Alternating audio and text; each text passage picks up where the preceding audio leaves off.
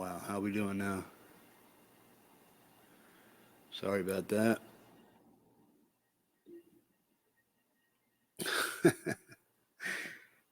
Am I on now, bro? Check, check. Yeah, no. Yes, no. Yes, no. Yes, no.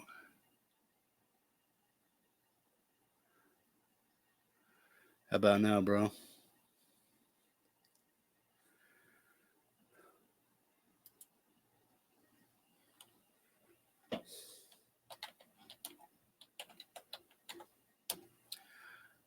Mic check. Mic check. All right, cool. How you doing, bro? I'm sure a few other people will jump in here in a minute. Yeah, I forgot to hit my live button on my dog over here.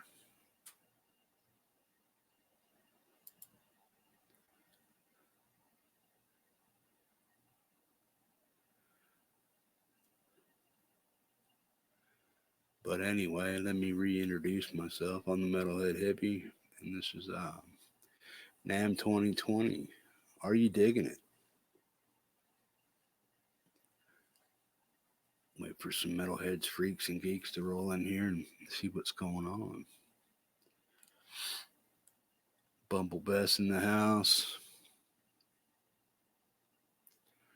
Hey, Tom Harhigh, what's up, bro? Namm, how you digging it? How are you digging Namm? Good, bad, indifferent? Like it, don't like it? Anything you see you want? That's the question. Oh, here we go. Add a little ambiance to the show here. Sorry, man. This is an impromptu little vid here, or live cast, if you want to call it that. Just figure with everything going on with Namm, people might want to talk about it. So I decided to open up a live chat so you guys can discuss what you're seeing on all the Namm coverage and footage and whatnot. Edwin Crane's in the house. Hey, buddy. I'm happy. What's up, man? Peace, bro. Alaska. I'm right on top of you, man. Not that that means anything perverted. I'm just up here, man. Nah, man. We're close, but we're not that close. Yeah, I don't get it either, man. I mean, I guess, it's here. I'm gonna take this damn thing off once and for all. I'm tired of it dragging its ass. Sorry, let me mute my mic while I take this off. I'll be right back.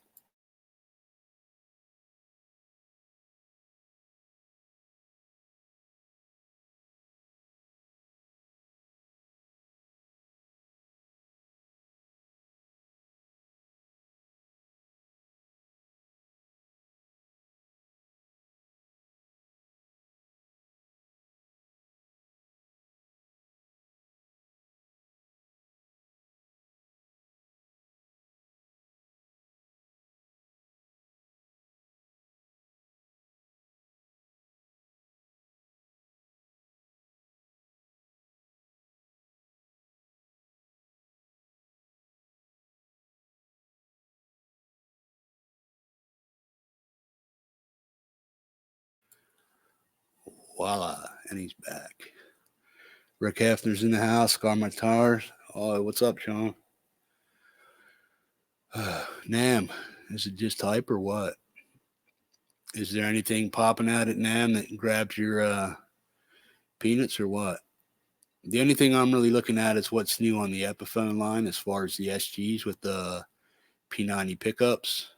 That's about all that interests me right now. Pedals, nah, not so much right now. I mean, there's pedals out there that I probably would fall in love with if I heard them that are 10 years old that I just haven't heard of yet. So whatever's new and being put into the market, saturating it again. Hell, I got to catch up with the old stuff before I can hear the new stuff.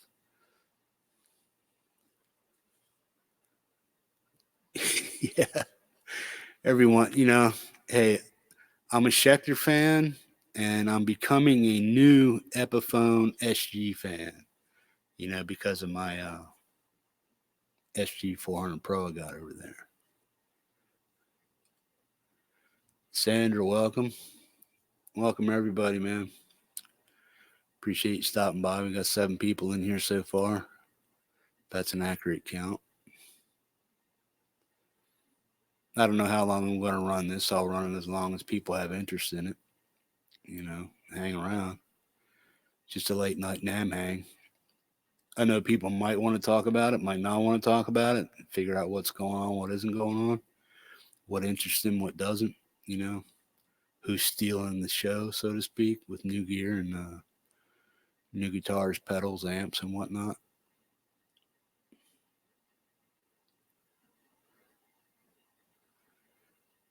Check out Scar Guitars over there. He's got some good stuff going on. Josh's guitars coming along. He just polished that up the other day. It's got that Batman thing going on. Check that out. Got some new 500K pots in. I think I need that for my SG over here.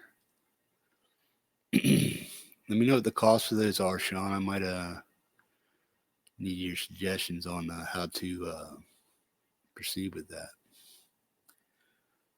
Let me know if my microphone is, if I'm too hard on the S's or the P's and whatnot, if I'm popping or not. Just let me know about that. Yeah, I like it. It's the Alpine white one. I wanted to get the all blacked out one, but they were out of it at the time. But I really wanted a white guitar anyway. But for playing doom and sludge metal, I would have loved to have the all blacked out SG 400 Pro. But now they got the P90s. You guys know or heard me talk about a P90 set. I was looking at the G&L Asset 2 or ASAT 2 Junior. And what else? I was looking at an Epiphone, but they're up. Not that I can't afford it, but I just don't want to pay that much. I'm frugal, I believe there's plenty of good guitars between the $500 and $800 range that I don't have to go out and spend a fortune on a guitar to play music. Now, once I learn guitar properly and I'm picking like a madman, I might want a nicer looking hot rod machine, you know what I mean? But for now, my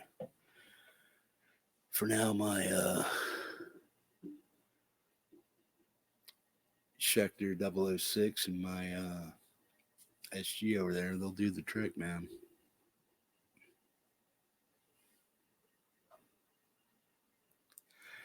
Yeah, I seen that, but they want too much for it, man. They just put it up on American Music Supply for $850, something like that. I mean, I dig Iommi and all that stuff, but I just don't know, Rick. I don't know if $800, $850 is worth it, man. I mean, to me anyway. I mean, I'm a great big Sabbath fan and all that other stuff. But,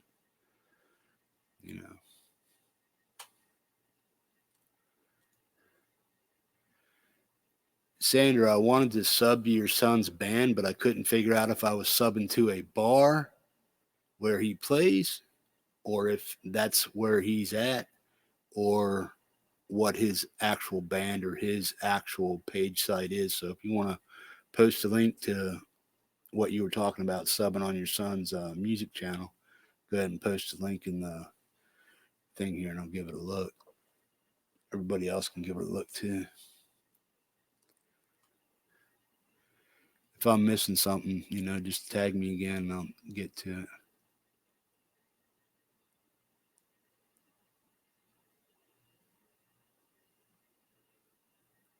Oh, he is? Oh, shit, man. Sorry, Tom. Yeah, I didn't even see him.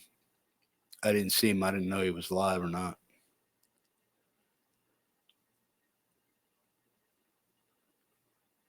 I just basically decided I would come on here and do a live stream. Right now, StreamYard is running a seven day free trial and stuff that I bought into. So I'm checking it out. As you see, I got my guitar up here in the right there. You see my guitar up there? That's my 006. So that's my watermark up there. And then you see there's no duck. It's because it's actually paid for. I decided to go ahead and do a month by month trial thing right now, see how it works. But I have OBS. I can use that for when I want to make other stuff or do other videos with just me. But if I want to have the ability to bring on guests and talk and shoot the shit with you guys and try to be somewhat entertaining, I kind of need this stuff. Mark FX in the house. Hey, buddy. Everybody say hi to Mark. Say hi to each other, man. Check each other's stuff out. See if you like it and whatnot. Don't be strangers to each other, man. Share the love. Love, peace, hippie grease. That's a saying my buddy T-Town Tim comes up with. Kind of appropriated, but I always give him credit for the saying. Love, peace, hippie grease. T-Town Tim. He has a channel too. He's an old picker, guitar player. He has legal cannabis channel and stuff. And he just medicates to keep himself sane, like a majority of people. But he's a pretty cool dude. Check him out. He goes by T-Town Tim. Tell him the hippie sent you.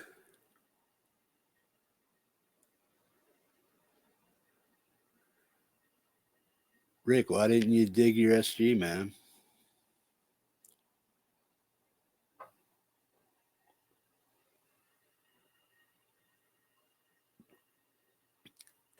Yeah. I think I shocked him. He's like, oh wait. See, I like catching guys like that off guard that don't normally. I mean, when they talk about fuzz, it's like, okay, you're talking about fuzz. Like you're talking about the Gilmore kind of fuzz and the quacky fuzz and the little high Velcro shrilly fuzz. But does it doom? JJ, can you doom that thing? So I like catching guys that don't doom too much, off guard with their fuzz questions and stuff. So, makes me feel good that I get one up on real guitar players. Not that any of you guys ain't, but we're all different levels. I'm just still a quasi beginner. I can throw out a few riffs. That's about it. Yeah. Well, was it a Slim D neck?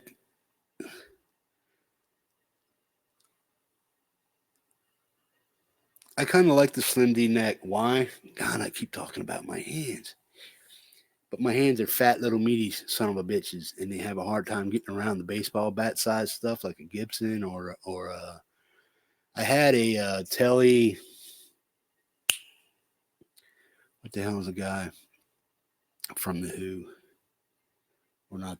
Yeah, Pete Townsend. He has a guitar over on that I bought into, the black one and stuff, but I couldn't get my hand around it. I mean, I was still just a beginner, but I couldn't get my hand around that baseball bat to pop off a chord because my fingers are just. See, for those of you who don't know, I'm an amputee. I got one leg. I walk on crutches. So my hands are stiff little bricks. So it's hard for me to do all the widdly stuff. So, but I'm still trying to do whatever I can.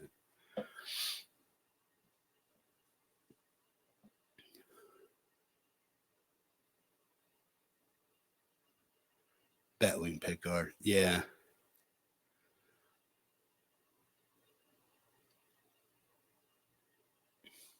Well, see, that's the problem, Rick. My right leg is missing above the knee. I only have like a 4-inch femur. I'd stand up and show you, but I don't want to gross anybody out, or be rude. But I only have like a 4-inch femur on my right side. So I can't sit with the guitar in my lap. I don't have a lap. So I always have to wear a strap. And trying to stand up and play while I'm on crutches is one thing. You know, if I had an artificial limb, that'd be another thing. But I live in Alaska, and you can't walk in the snow where I live with an artificial limb on. It just doesn't work. Plus, stepping on ice, you'd slip, bang, boom, you twist your hip out of shape, and I'm too damn old for that stuff.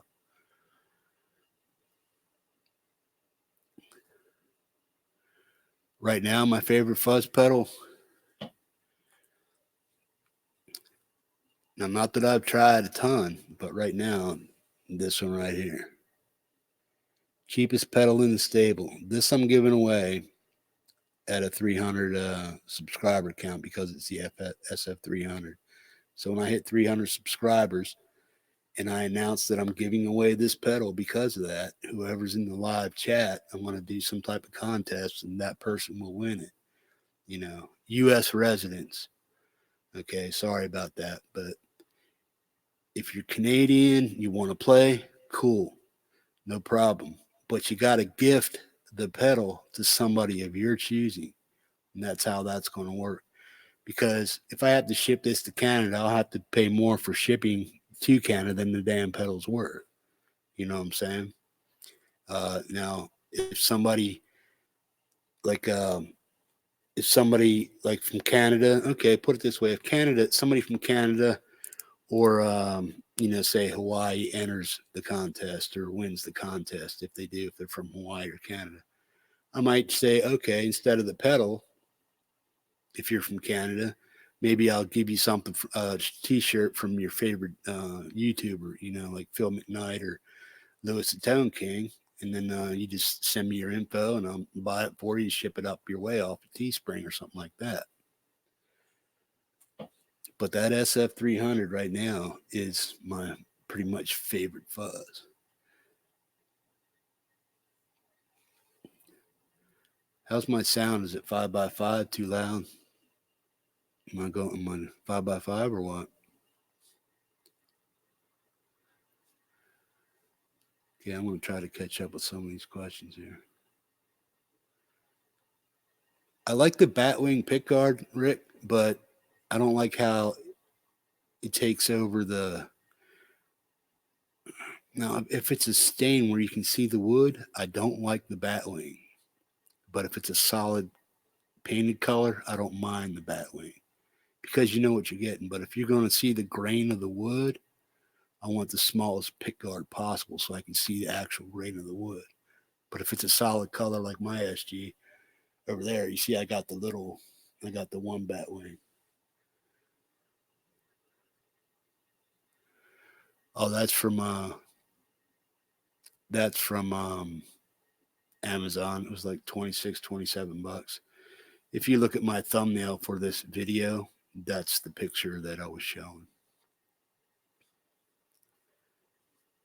But when you go out of here, if you go to Amazon and look for that mural, this one over here, the big multicolored one, that's on Amazon. I think I paid 26 bucks for it. If I missed a question or something, man, just go ahead and let me know what's going on.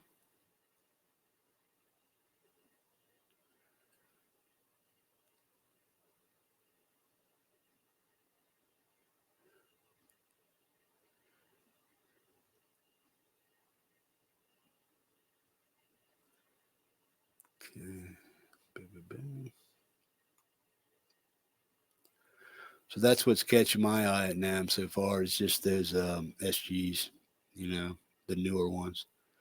They got some trippy colored ones, I guess, like sort of like a chalky pastel, but like in, I guess they're like a metallic paint job, something like that, I'm guessing.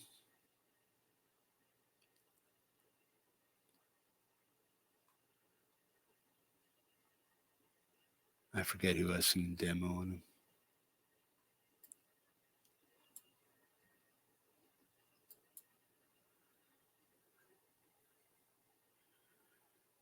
Yeah, thanks, Andrew. Yeah, that like button, I mean, it kind of helps with the algorithm as far as people being able to see. But like Hack was saying earlier, when I was over on his thing. It's like when you go live, you get so many views and people in there and stuff like that. But you'd have to keep your live videos like short to like maybe an hour, hour and a half for anybody to keep interested in. And they have to be kind of topic oriented or something like that, that people want to actually sit in and listen to it after it's already aired. You know what I mean? So you have to have some type of gimmick going on. And that's kind of what I want to do with the bent metal show that's coming up. I want to structure that somehow and actually bring you guys some type of show. Invite certain guests on and do certain things and make it more interesting. It's a little windy outside, and every once in a while up the road, there's some trees that hit the lines, and I get power spurts. And if I get cut off or something like that, that's what happens. So don't think I just like boom cut you off or somebody came in my cabin and shot me in the head or something like that. Yeah, just know the power went out.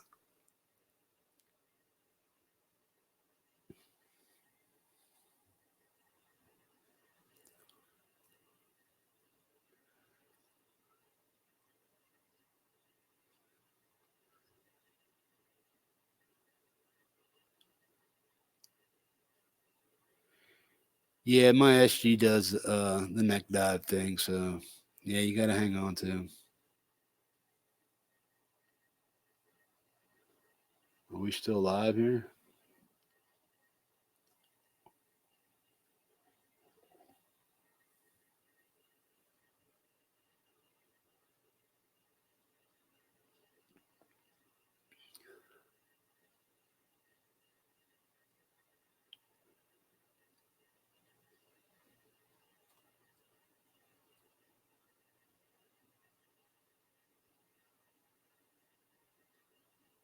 Okay.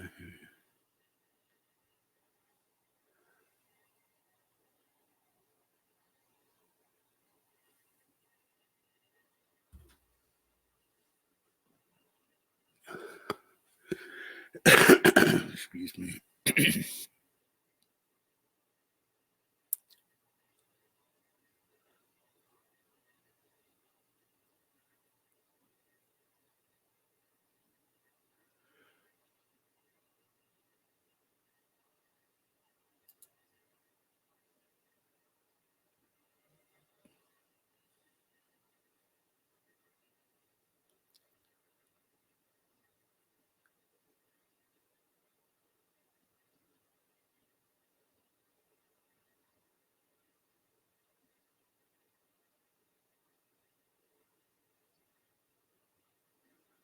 Oh, I get you, Santa. No, I appreciate that. That's why I made you moderator. Besides that, you're cute.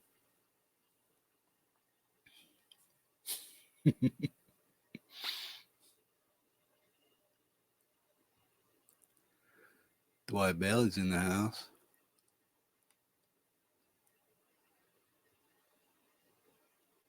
Haven't seen Gary yet. Mark effects, right on, Sandra. Cool. Yeah, I appreciate the support, man. You know, I have the ability and a majority of my time to spend with you guys doing this stuff, so I don't mind doing it. I mean, I'm busy during the day and stuff, but after 6, 7 o'clock my time, I'm usually free. So, I might not catch a lot of the East Coast, but I'll get majority of the Midwest and West Coast people because it's still early for us guys.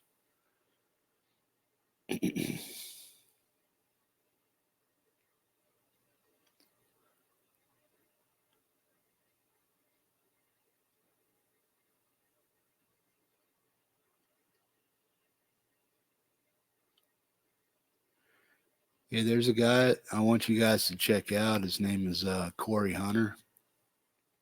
He has a YouTube channel, about 80,000 subscribers, something like that, I believe. But goes by Gemini Guitar, and he teaches stoner, desert rock, doom, prog metal, all that stuff, and he's really good at it, and he breaks it down in a way that's very simple. But if you guys can go over and check out Gemini Guitars, tell Metalhead Hippie sent you, I'd appreciate it. It also brings more traffic my way. Um, I'm not trying to dog his channel for views, but I'm also trying to give you guys good people that I think are good people that teach in a manner that's easy to digest and comprehend. And even me with my chubby little fat fingers and stuff can pick it out. If you guys are into that kind of stuff, just go over and check them out. It's Gemini Guitar.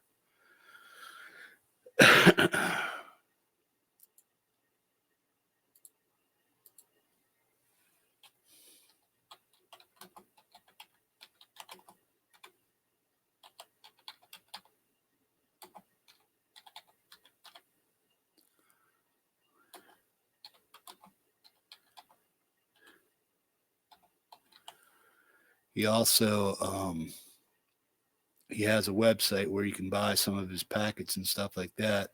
If you're digging what he's doing, you can support him that way also.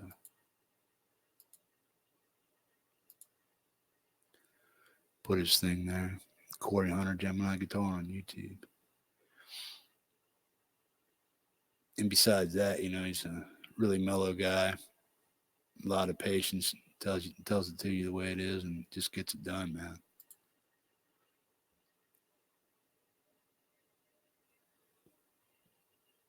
Sanders, be right back.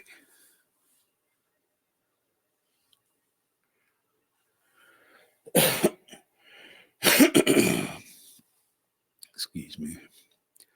Just getting over a little bit of a cold here. Stuffy nose and itchy throat. Every time I go out and go grocery shopping, I always pick up something. That's why when I go into the grocery store, I wipe down them cart handles and stuff with the alcohol stuff they do.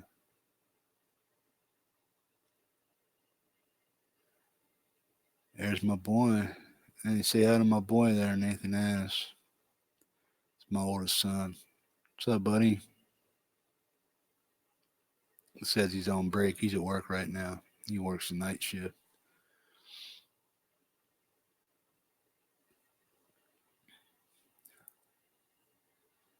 How you doing, boy? Hey, today was your Aunt Tina's birthday, man. You might want to text her and let her know it was, give her a happy birthday if you want.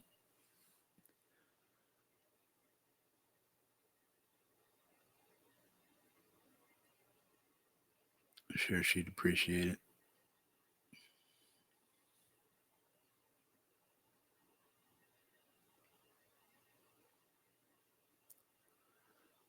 Bro.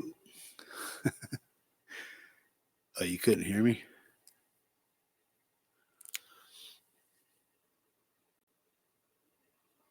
Yeah, Nathan's my son, people. Give him a hey, how you doing?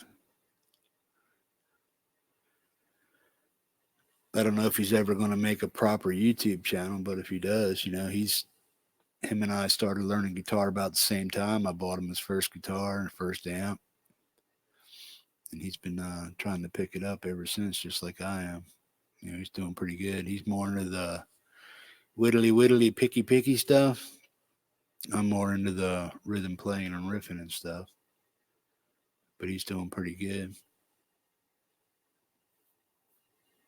His daughter, my granddaughter, she's playing piano. I'm sure she's getting pretty good now.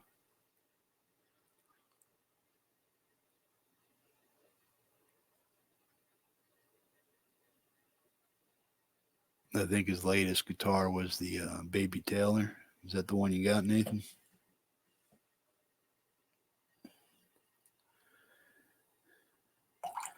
Anybody own a Baby Taylor guitar? I think that's what it's called, right?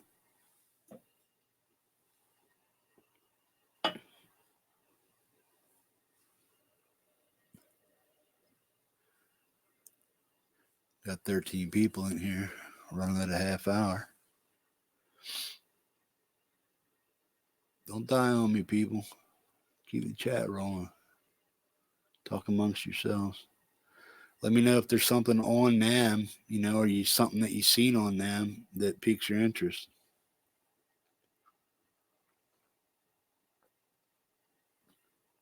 Oh, that's just a printed tapestry.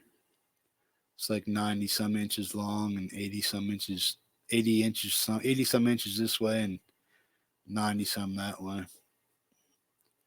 But if you go on Amazon, you'll find it over there.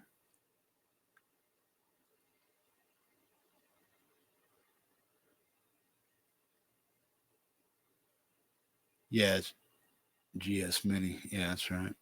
It's a Taylor though, right? Taylor GS Mini.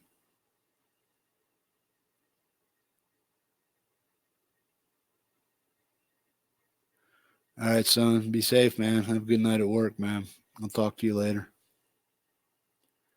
I should be up if you want to text or call later.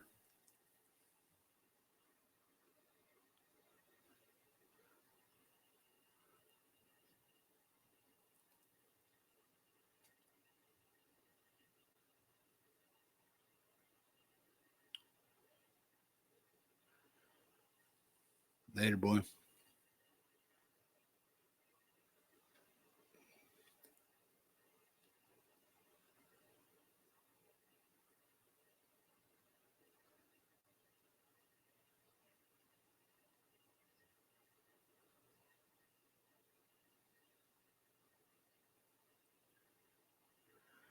Oh yeah, you can just see it better back there. Just on an angle. Plus, I took the plastic cover off, so now it looks better up there. I didn't want to put it up there with a plastic cover over.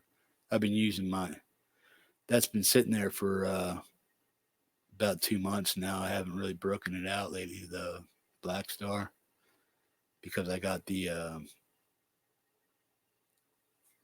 CR120 Pro down there. So I decided just to, now that the cover's off, it doesn't look so tacky with the sign up there.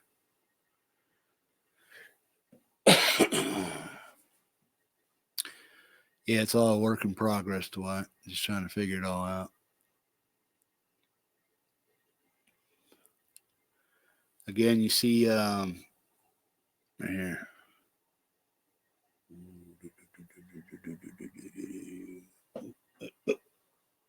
Here we go. Check him out. The dude's awesome. Just tell Metalhead Hippie sent you, man. Subscribe to his channel if you like what he's doing.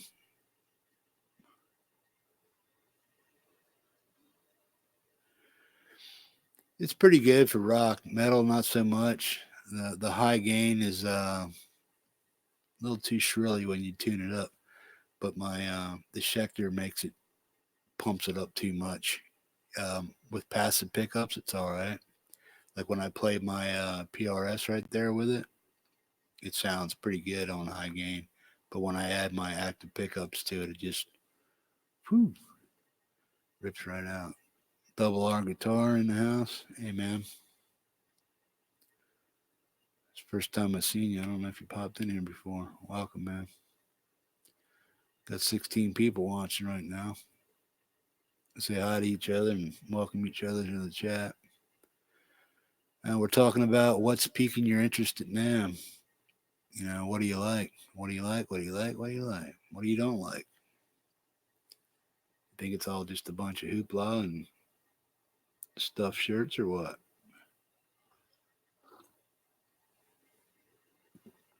I watch Namm I watch Namm videos because a lot of people that I've been subscribed to for 6, 7, 8 years now, I've been following their Namm journeys over the years. So it's nice to see how our friend YouTubers that we all subscribe to grow in their Namm experience and sharing videos and whatnot. It's nice to see their channels grow because of it and what they actually do.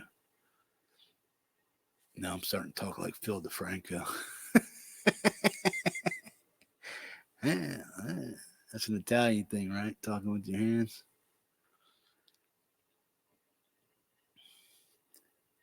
Bada bing, bada boom. Bang. It. Wow.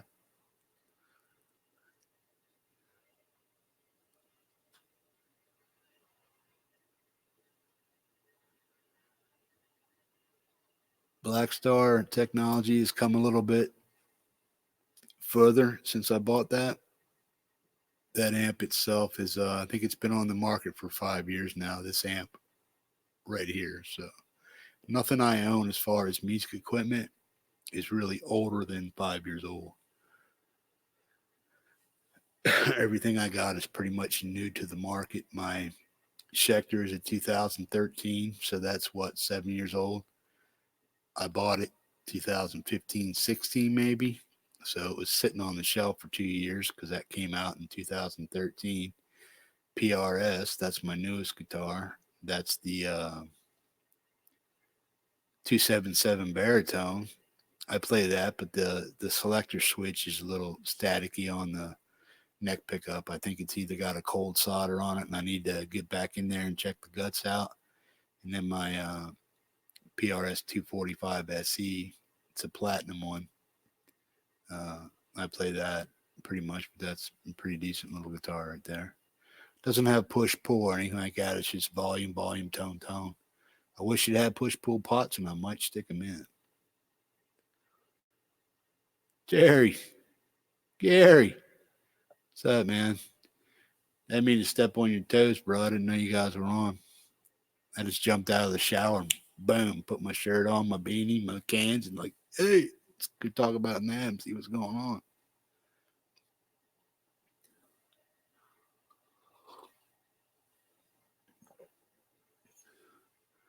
So, Gary, what are you digging about Namm, bro? What's going on?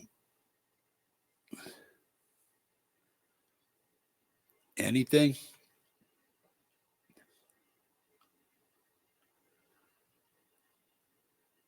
I was telling people earlier that what I'm digging right now is the new Epi SGs that are coming out.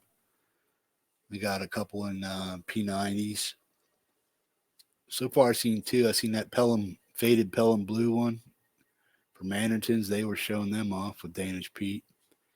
And then the Epiphone LP, I'm not so much interested in. I like them, but I probably won't get one of those. But the SG was looking pretty good.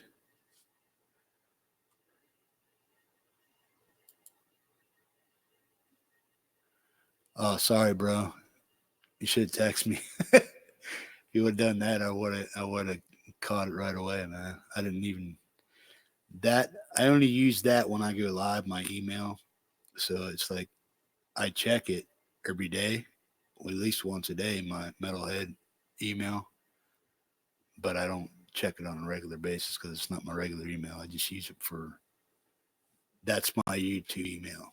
So anything that's going on YouTube or whatnot, if you're going to send me something on YouTube for YouTube, try to either drop me a line, you know, through the airwaves or send it a day in advance, then I'll get it.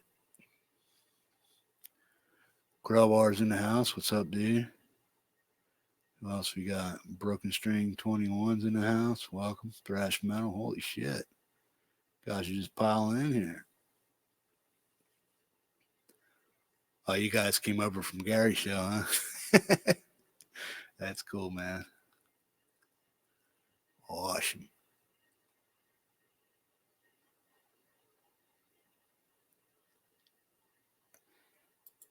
Yeah, I seen that first video that Ben did with Algernon, about what's coming up for Epiphone. That's why I was digging those EPSGs, man, with the P90s in them. I'm going to take this banner off here for Corey Hunter, Gemini Guitar on YouTube. But if you guys are into the stoner rock, progressive rock, older metal, older stoner stuff, he does it and he does it well. I haven't seen anybody that does it as good as he does on YouTube. So I'd appreciate it if you go over there and check him out. You know, Gemini Guitar. He's a good dude. He's an Australian dude. He's really mellow, teaches very easily, and easy to pick up. And give the guy a shout out if you can.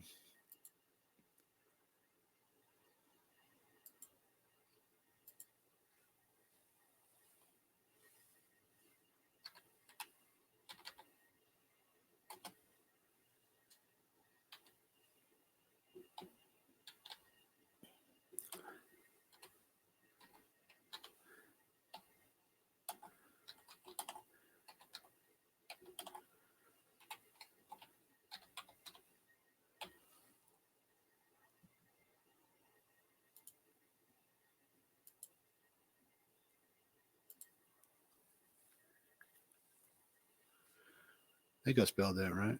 Nope. It's the S. Oh.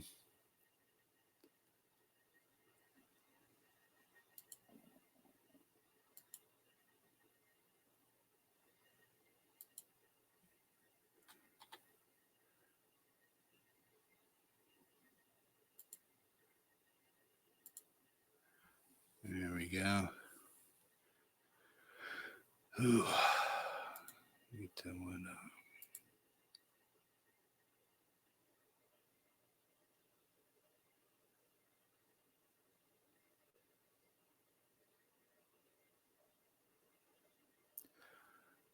Oh, sweet, Terry. Yeah, check that out, bro. My sleep pattern's screwed up, so I'm like I'm sleeping in the daytime right now, so I'm kind of like doing it Phil Mosley, staying awake at night and sleeping during the day. So I miss a lot of the daytime videos. I scan my stuff for subscriber stuff after I wake up, but I might have missed it. I have to check it out though.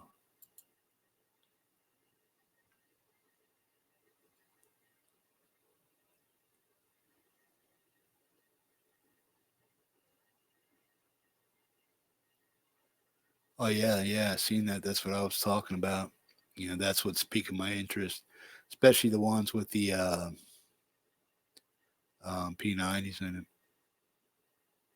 I'm not digging the Pell and Blue one, but if they come out with like a black one or a decent, I like to see some solid metallics in the SG with P90s. If I could find something like that, I'd dig it. Or an oddball color that nobody really ever had. You know, great Vanzini's in the house.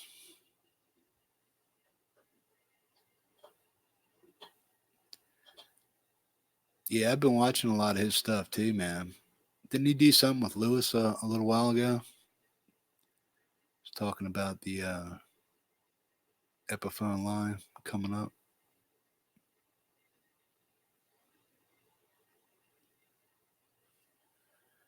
21 people in the house. That's pretty good.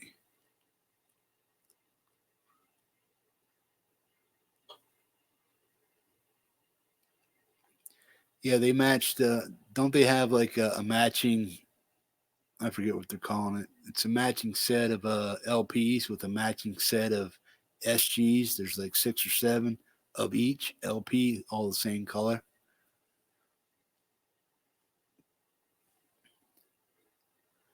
An SG burst would be nice if they did it. If they did it right, you know what I mean. I like the fades. I like the fades up. You know, like the darker to the lighter fades going up. But an SG with all that stuff around the horns and stuff, I think I don't know. It would kind of look like a leaf. You know what I'm saying? Especially if it was like flamed or something like that. It would kind of look like a leaf. And I'm like, man, I don't want to hold a leaf. You know, so if it's a fade, yeah, like blue gray white or something, or black blue gray white, something like that, or silver. You know, a silver fade up. You know, from the strap button back. Yeah, I'd probably dig that, man. But I don't think you're going to get that in an epi though, because of the cost for the time for the stain job and stuff, paint job.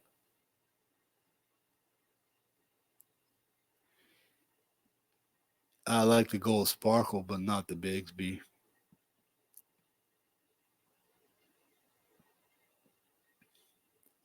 If you're into that bluesy kind of tone, yeah, Bigsby, yeah, but metal, not so much.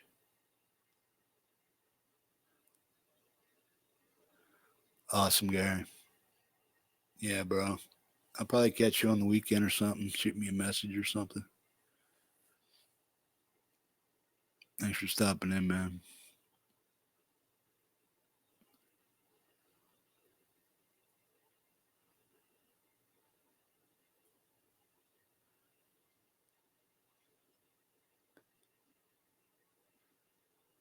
Terry, you're sub to Gemini guitar already?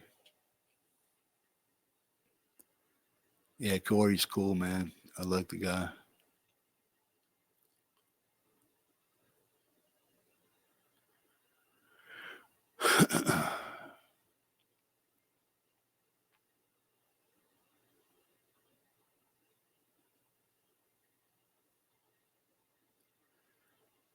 And Gary's got to get up for work, man.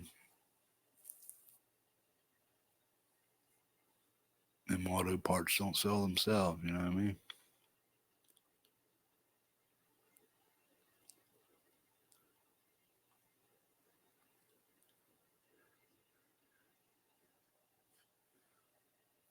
Peace, Gary.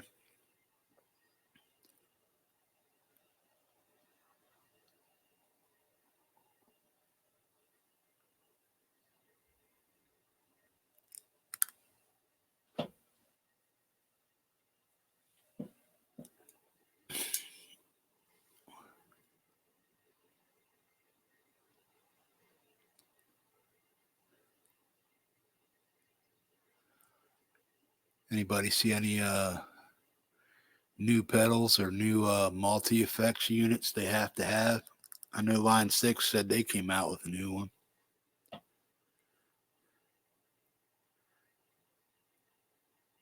Yeah, here you are, Rick. I can work. I can work when I need to, or not work when I want to. Basically, yeah.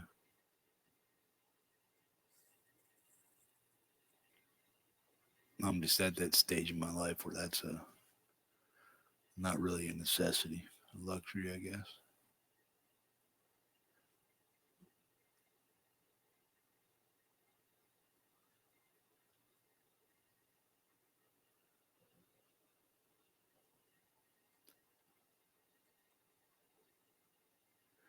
So, is there anything that I missed or should be looking at, or any, some give some suggestions here, man. Let us know what's going on. What's piquing you guys' interest on them so far?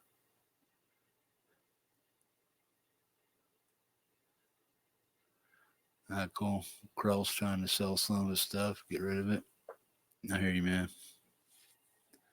Yeah, I got stuff I spend money on. I don't use that much either, so I'm either gonna have to start using it or maybe see if I can find somebody else that may want it.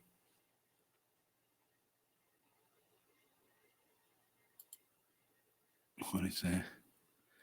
I'll be back. I don't watch pretty much with my kids and Tucker. In. Awesome, dude. Yeah, family first, bro. Always.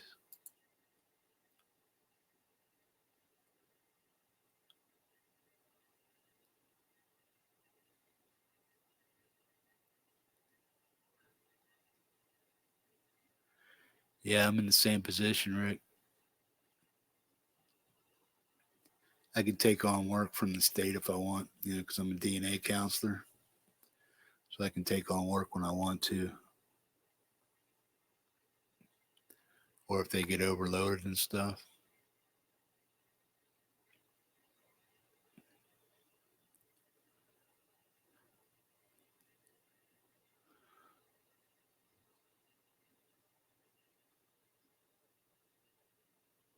Yeah, I hear you, man. Yeah, I seen that new Timmy. I don't know if I'm interested in that or not, but I mean, I could be if I listen to it, maybe. But the pet, I'm still stuck on that. I mean, talk me out of the G4 Rev. Somebody talked me out of it because I don't want to spend $220 on it.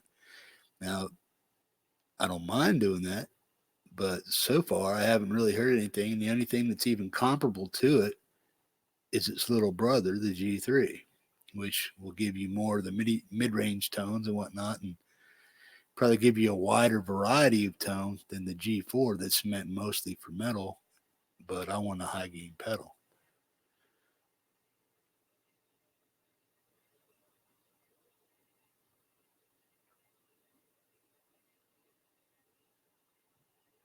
No, I'm about 60 miles northwest of Anchorage, small little town called Big Lake.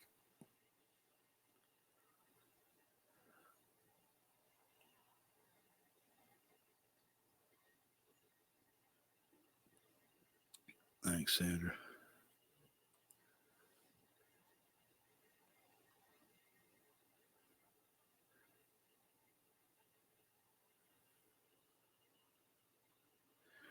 Yeah, Sandra's got a couple new videos out. Check her channel out if you want. She did some autobiography on an old hair band, glam metal dude. I forget his name. It's pretty interesting.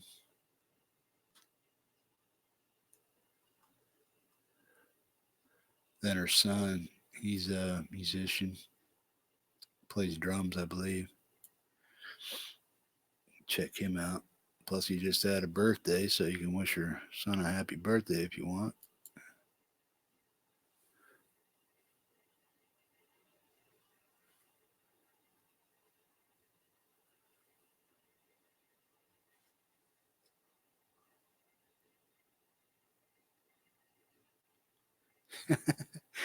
Yeah, I'm over Wi-Fi right now, smartass. Yeah, I got Wi-Fi, man. We're not nigglers up here.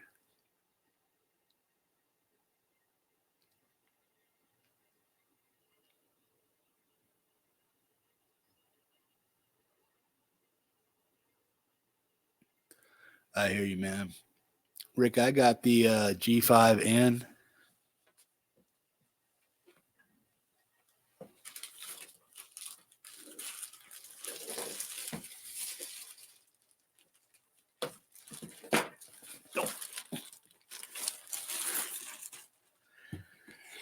I got this big behemoth. This is nice. Well, it's brand new, basically. I only used it for probably not even 4 hours, and I had it for 2 years. But this still needs the firmware update. But this is the Zoom G5N. This is like the biggest one they make right now, I guess. I need a firmware update, and it'll give this processor more room to do what it needs to do without bogging down. So you'll be able to do more with it with multiple pedals and stuff stacking on top of each other. So the firmware update will free up a lot of the processing power and compress a lot of things so that it'll process the digital signal a lot better.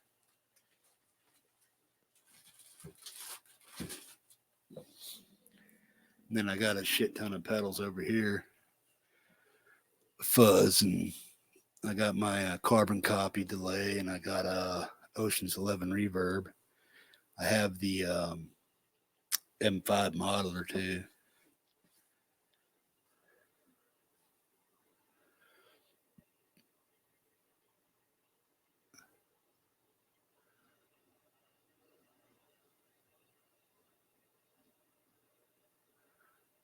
Cool. I have to check that out, Crow.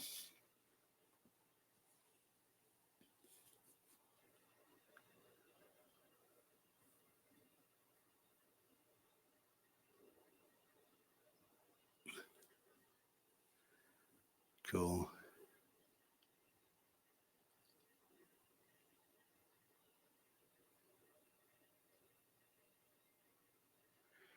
Yeah, Zoom's got some good stuff out. I mean, I got the Q8 camcorder stuff, the XLR outs, mic out, and guitar out, or guitar into the DAW and then all that stuff. I just got to figure out how to use it, but eventually I will.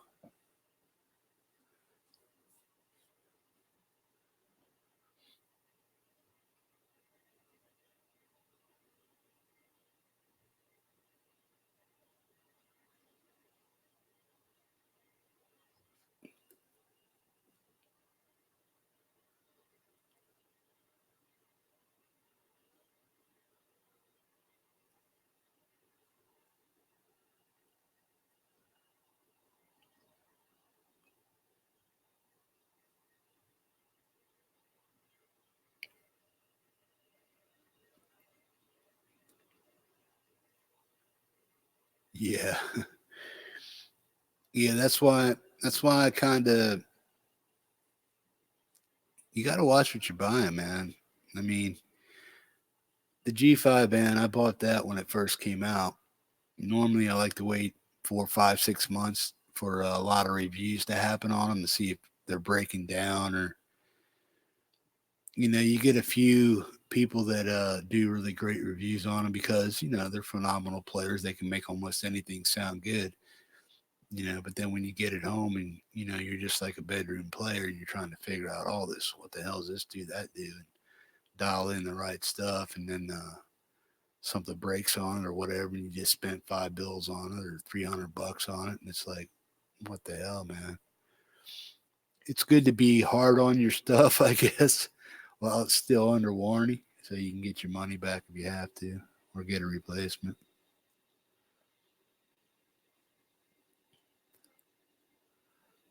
Tom Harhigh's back. Janice Lawlins in the house. Hey, Janice, how you doing? Great, Vanzini still here.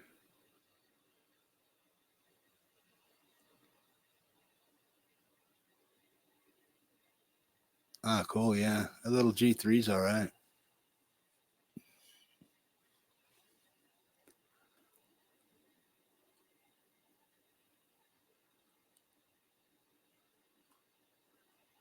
I was going to get the G3N, uh, but I decided just to get the G5 in. In case everybody's wondering what the N is, it just stands for the wah pedal on the Zoom products. You got the G3, and then you got the G3N, you got the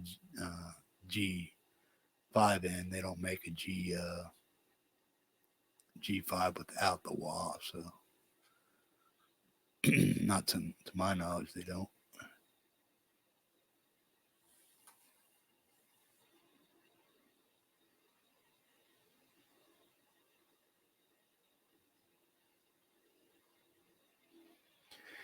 Yeah, plus I don't want to spend that much money on something, I'm not that great of a guitarist yet, Rick, so I'm still on a steep learning curve, basically.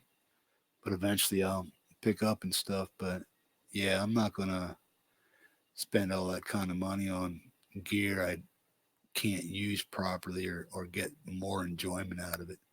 So I stick to the basic, you know, solid state amps and whatnot. And I think that's a pretty good amp. The CR120 Pro. I think that's a good amp. It's loud. Both of them are loud enough. The Black Star. It's a TVP 260, and it has a 6 amp simulation like tube sets, the KT88, 6L6, the L34, blah blah blah, on down the road. But that to emulate three British sides tones, and it has a infinite. It's called ISF, infinite shape feature, which means you can dial in more of a crunchy British tone or a high brittle British tone, and then if you turn it all the way to the left, counterclockwise, that's more of the 6L6, the KT88, and the 6V6 stages, where it's more metal, so you can turn it all the way to the left, and that basically cuts your mids out a little bit, and then you get more of the mid tones out of it. The crates are awesome stuff. I haven't tried much, but I was thinking about buying one, but decided against it at the time.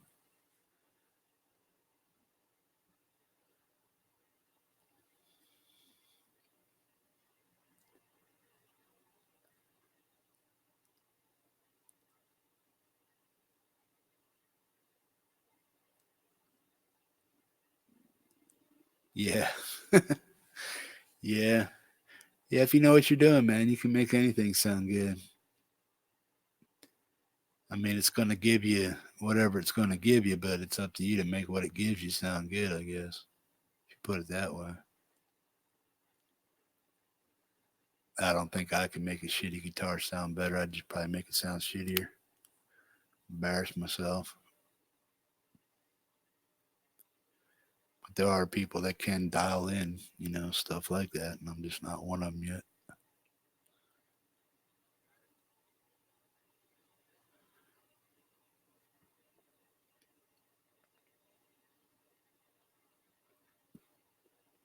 I think I've heard of Philip Ace. I think I ran across a few videos.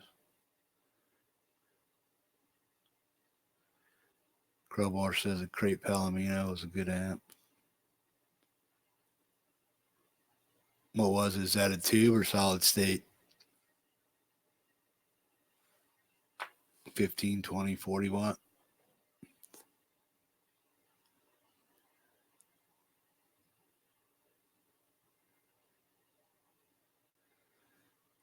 Great Vanzini, you mean the pedal guys, T-Rex? Or am I thinking of something else?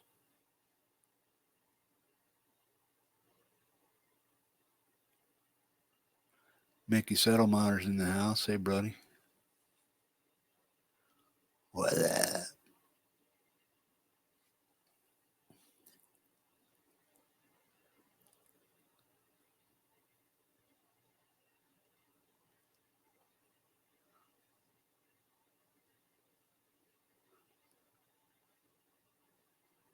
Yeah, Boss Wazers. Yeah, they are solid state.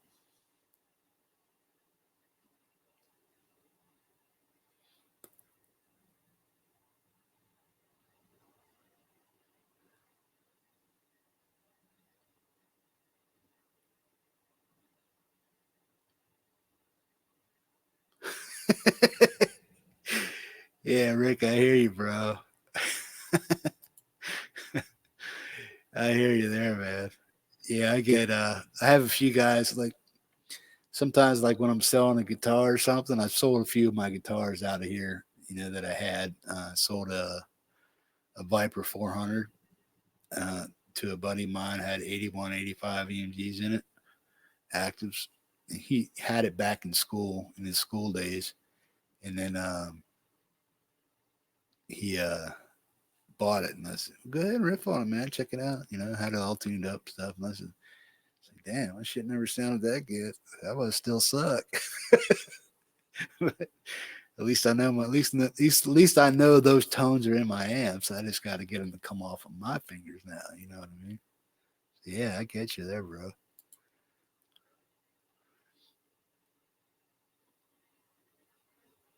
Yeah, bro, I got you, man. These damn meat hooks, man, they're just hard to function sometimes. That's why I do that slow, methodic sludge stuff, sludge doom kind of riffing.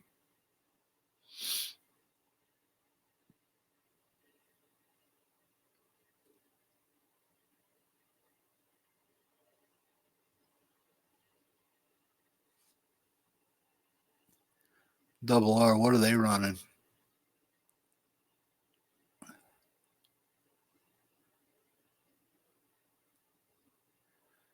Now, are those like a spinoff from the Frontman or what?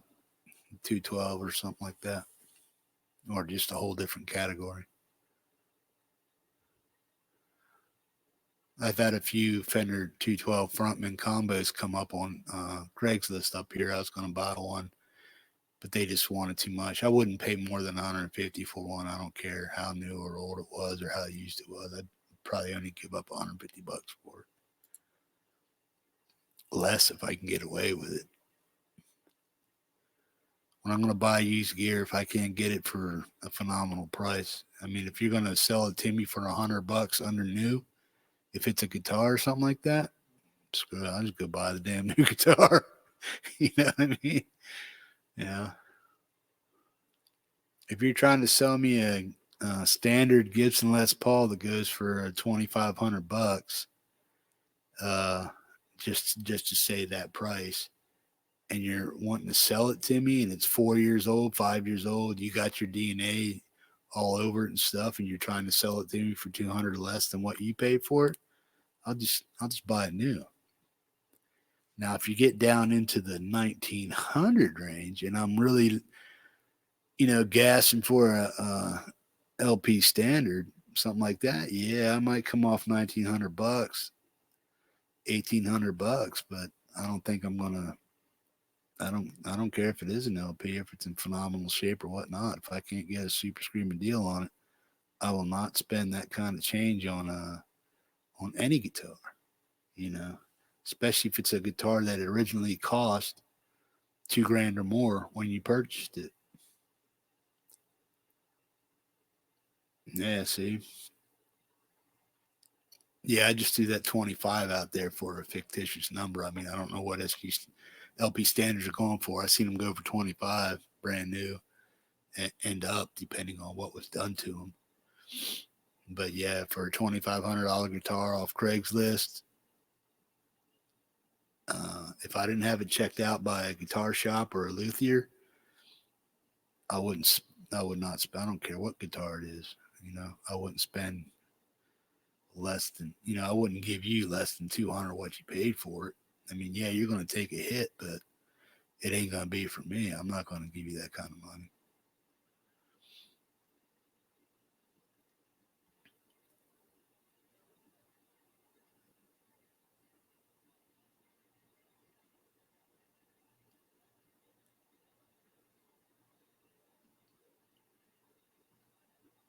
Cool.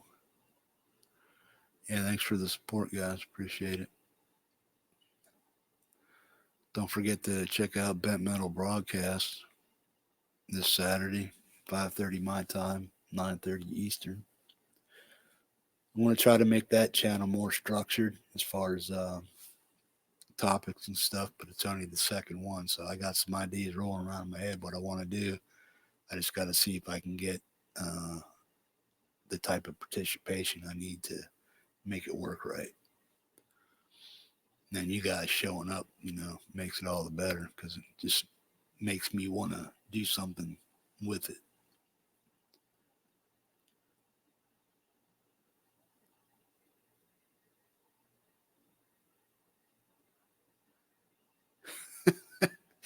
Too many rip-off artists and stick-up thieves, yeah.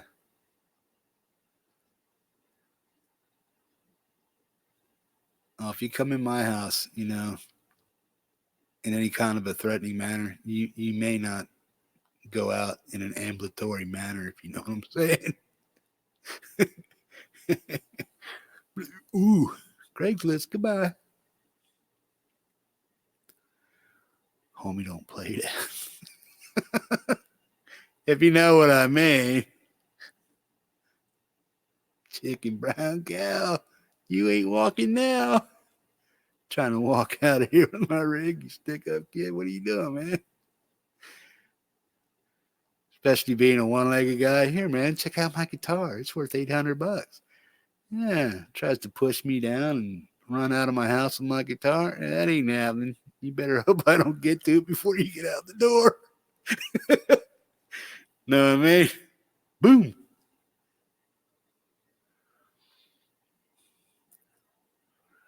Yeah, I'll beat him up with my other guitar over there. What the hell? Yeah, I'll whip that at him. I don't have a problem throwing my PRSSE at somebody. You know what I mean? That's a sacrificial guitar right there. Somebody wants to get all stupid on me, I'll whack them with that thing because that's the heaviest guitar I own. Could you imagine just getting your face caved in by the side of one of these guitars, man? These 8-pound, 9-pound mahogany guitar swung like an axe right at your gourd. Oh my God. Well, we're getting too weird now. But yeah, that would hurt.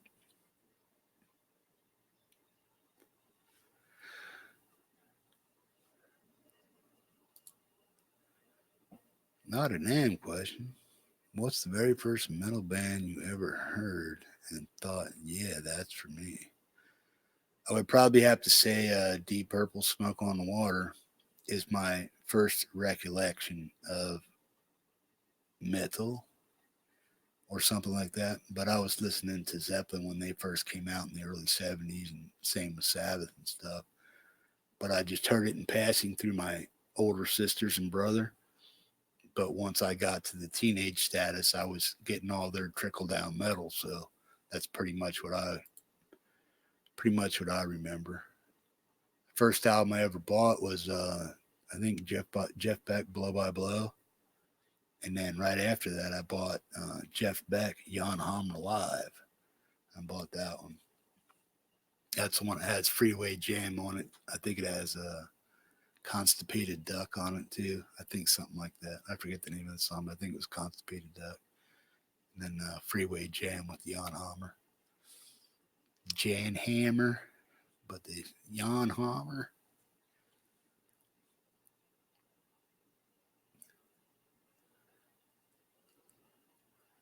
Oh yeah, I remember all that shit too, Tom.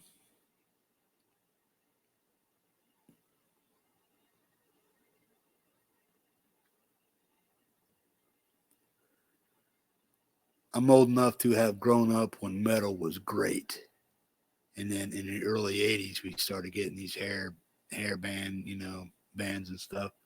I'm not a big Van Halen fan. I'm an Eddie Van Halen fan, but I'm not a big fan of that style. I'm not into the 80s glam kind of stuff. I am, but I'm not. You know what I'm saying? I am, but I'm not. I am, but I'm not. And we all have our certain bands that are in that genre that we like and stuff. Yeah, like Def Leppard and stuff like that. Some guys thought Kiss were cool because of the makeup and Gene Simmons' long tongue and whatnot. And, you know, but I just wouldn't. I'm not a big Kiss fan either.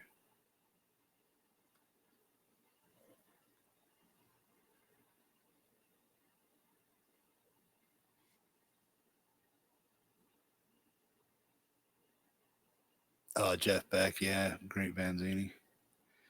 Yeah, I mean, he was the first guy on guitar that, I mean, even though he's a very eclectic player, the way he plays and arranges his music, and it's kind of off the wall in a lot of areas and stuff, but just his ability to play the damn thing. And then Stevie Ray Vaughan.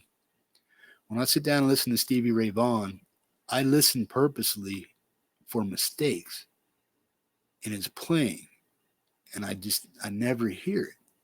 And that's another guitarist that piqued my interest way back in the day. Yeah, I like Queensryche, but I'm not into their style of music, but I like their musicianship, if that makes any sense. I'm not really into their music, like Silent Lucidity and stuff like that. It's all right. I mean, that's more for the girl side of the metal stuff, I guess. Not that there's anything wrong with that, but for me, it just wasn't my type of music. I grew up with like Judas Priest, Breaking the Law, and uh, Hell Bent for Leather and stuff like that. Pink Floyd, The Wall. Favorite album of all time? Remember this because it might come up in a contest. My favorite album of all time, Black Sabbath, Sabotage. That's the album. If you want to bury me with that, I'll take it.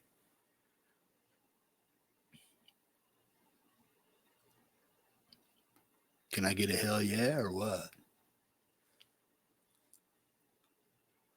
Black Sabbath, Sabotage, 1975.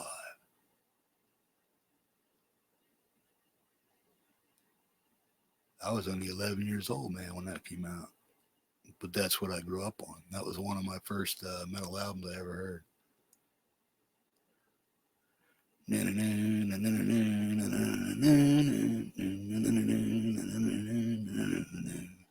I can play that now. Then Symptom of the Universe. Yeah,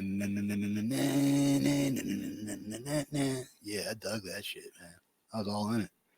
Heavy, fast, bassy guitar with a hellish hammering bass beat in the back. That's kind of the driving guitar that I like.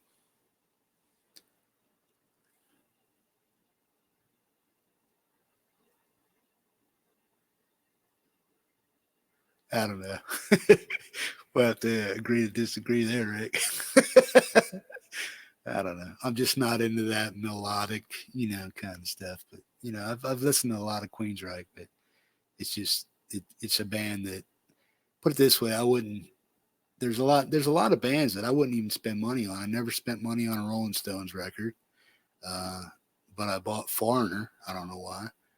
Um, and I think Foreigner a lot of ways is a you know girl pop rock music. It's aimed towards that kind of stuff, you know. And then it's just like oh shit, what the hell? John Petrucci and Herman. Um,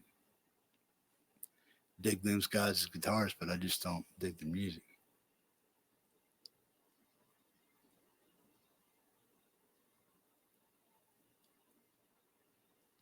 Yeah, Sabotage is awesome, man. No, that's what's great about music, man. And sitting down and talking with people about it. You know, we all have our. I mean, that's what makes music music. That's why it's a driving force in everybody's life. It means something to somebody. I mean, it's like if you're having like a special time in your life, or you're going through something way back when or whatnot. It's good to relate. Hey, I was going through this, and that's why I like this song, or because of this and that, I got into music. A lot of people got into guitar because of Eddie Van Halen. A lot of people dropped out of guitar because of Eddie Van Halen because they couldn't sound like Eddie. So it's like, screw it, I'm done. But for those that stuck with it, now you just watch them do all their little tapping and widdly widdly stuff. But that took them years and years and years to figure out. But Eddie's one of those guys that figured it out. Loved Eddie's guitar playing. I just am not a Van Halen fan. I mean, I'll listen to it, yeah, but I don't think I ever bought a Van Halen record.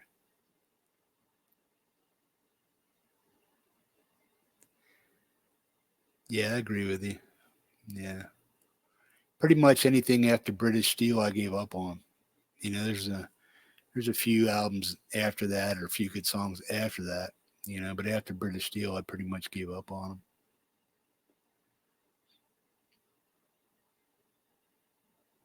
Metal Gods and stuff like that. British Steel. British Steel is still my all-time favorite album for Priest and stuff. Then Screaming of Vengeance came on and stuff like that. Hellbent for Leather was all right. Painkiller was okay. It just even there's a lot of the great bands out there that I love, and some of their albums are great. Some of their other shit is good. Now, might be wrong, might be right, but I have never heard. It's well, maybe a few, but never really heard a bad AC/DC album or song. A few of them, you know, but AC/DC, man, is one of the bands that I've owned more AC/DC albums than I've owned of any other band because they're just consistent rock and rollers. I mean, they got it. They understand what it is, and they got it. I mean, Angus, phenomenal. You know, hate to see what happened to his brother and stuff, but that's life. That's old age, man. Malcolm, he's awesome.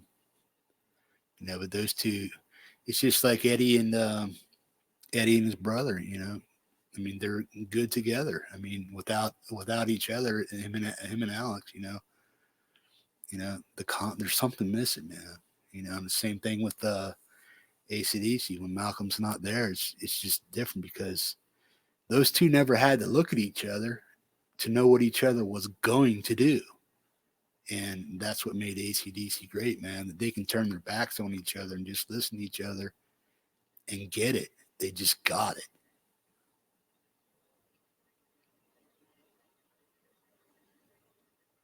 Iced Earth. I don't think so, Rick.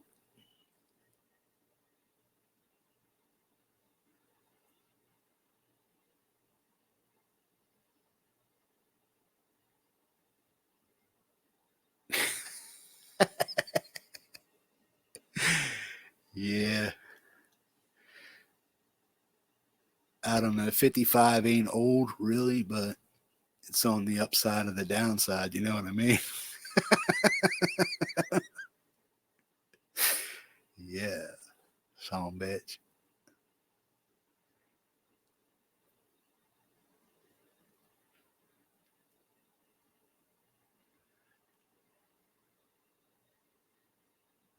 But Rick, they don't have to. It's a time. ACDC is timeless, bro. I mean, I'm introducing ACDC to my granddaughter, and she's like, "What the?" And she's got it. She just gets it. You know, just like I got it. Anybody, any kid that listens to ACDC today, just turned on to him, that doesn't get it, smack him in the back of the fucking head. What's wrong with you? What is wrong with you? Just look at the kid, shake him to death if you have to. What the fuck wrong with you, man? You don't dig ACDC. What's wrong with you? There's something wrong with the kid. Their genetic code got screwed up somewhere along the line. Don't care who you are. And can I get an amen on that one? Can I get an agree? Anybody agree with me there, man? I don't care who you are. ACDC, Black Sabbath, man, they're timeless, you know. These Led Zeppelin, man, they're never dying. They're just never dying. These are the guys that made it. These are the guys that made metal, rock, what it is. And they're just not going away. I don't care who you are. 200 years from now, ACDC will be known. I can guarantee it. Black Sabbath might be semi forgotten, but ACDC will probably never be forgotten. Their relevance on the rock scene was it hit it too hard. You know, people will probably forget Robin Trower, you know, one of the greatest guitarists on the planet. You know, in my opinion, you know, they'll probably forget him, but they won't forget ACDC. You know, they might even forget Eric Clapton, Stevie Ray Vaughan. You know, I could see those guys, you know, some old dude, you know, 200 years from now, hey, my great grandpappy, you know, metalhead hippie, turned me on to that shit, you know, and just kept going and going. But man, you guys remember that guy? Yeah, it's gonna happen, man. If you think Cher's auto tune, do you believe in life after love, is gonna make it through time? I don't think so. No way. If it does, let's end it all now. Just let's end it all now. If that's what our musical future is like, super auto tune shit, you know, screw it. We're done. As society, we're fucked already. Excuse the language.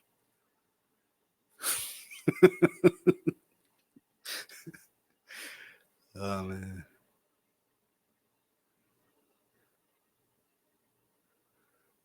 No, I didn't check that out, bro.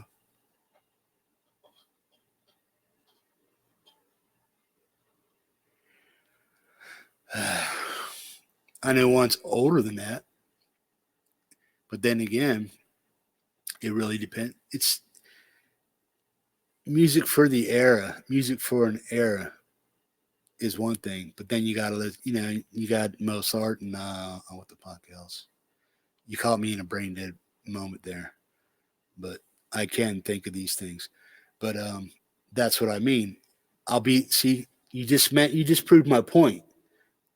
I remember them, but I don't. I have to think back, and then oh yeah, I remember hearing that blah blah blah. Then I'll go reacquaint myself with it, you know. But that's what I'm talking about 2 years from now. My great great grandpappy told me about ACDC, and then next thing you know, bang, it reignites. You know, just like Mozart and what the fuck? I can't think of. I had to think of a few other, but I can think of guys way back in the day, you know, before those guys. But my brain's just not there right now. You caught me off guard with that one.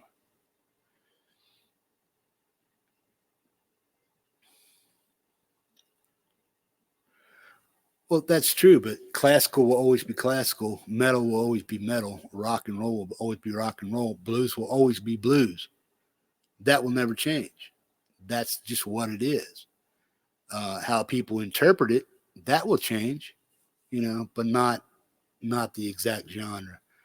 So when you look back throughout history in a metal stream, if you're in a metal slipstream, from a time continuum from somewhere, I don't care where you're at, these people will show up consistently. Just like Bach, Mozart, and all these other guys show up in that channel for their time period. They'll always be there. And you have to go back to that time period to catch it. You don't catch that shit today because it's not in this time stream. You just can't catch it. So you have to go back, and that's what you got to look at. So either you were brought up with parents or grandparents that schooled you on some of that stuff, and it stuck in your skull, and you passed it on to other generations. But that time period, that slipstream of what it was, the classical music genre through the metal, the rock, the blues, and pop rock, progressive, all that stuff is in its own channel. And depending on who you were brought up by, what you were brought up by, is how and when it determines what you listen to in the future or what you pass on. But see, those guys you just mentioned aren't dead. They're not dead. People remember them. You just remembered them. I remember them. And that was 500 years ago, these people. So what I'm saying is AC/DC, Black Sabbath, in their slipstream time of music creation will always be there. And that none of those will ever be taken away. But there's a lot of other bands that will just fall off into way beyond obscurity to never be mentioned again. Boy George might get an honorable mention. Prince might get an honorable mention because of his guitar playing. Any guitarist, that knows, Prince and whatnot, they're going to remember that stuff way down the line, but it's going to be in obscurity. I'm talking about people that are timeless or will be timeless.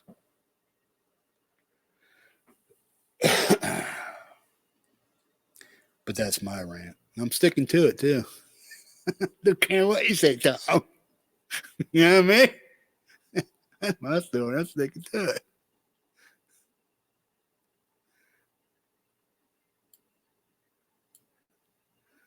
No, but I can appreciate what you're saying, bro. 100%. Oh, Laz was back there piling it on. Creeping on us, huh?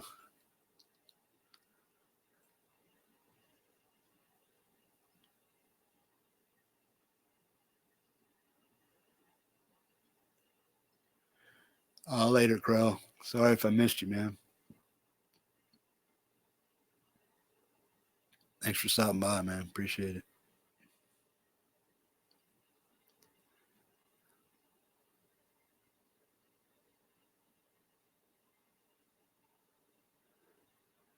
Yeah, the lurker. I don't know.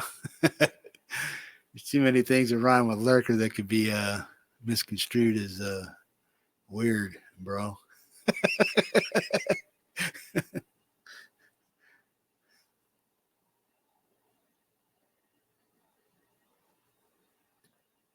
$21.12 is coming, yeah.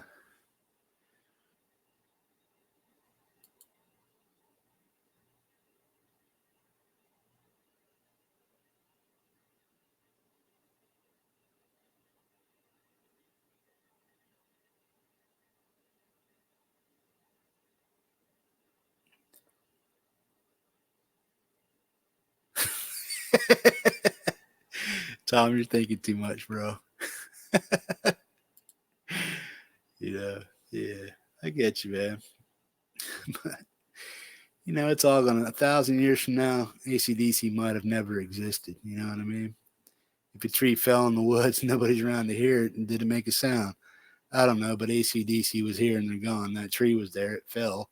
You know, will people be listening to AC/DC 1,000 years from now? Will it just be a minor glitch on a computer chip somewhere that somebody has to discover? You know, who knows? But for right now, you know, they have the same longevity as Mozart does. You know, I mean, people remember that classical crap from way back when. You know, I don't want to say crap, but you know, people remember it. I think people are going to remember AC/DC as one of the greatest rock bands that ever hit the planet for a long, long time. You know, whether they get erased or not, you know, five, you know, when the point of their erasure happens, it will be no longer relevant to you or I. But hopefully, when I'm passing on what I had as a kid to my granddaughter or my sons, and they're doing that, all that is a part of you living on in your family.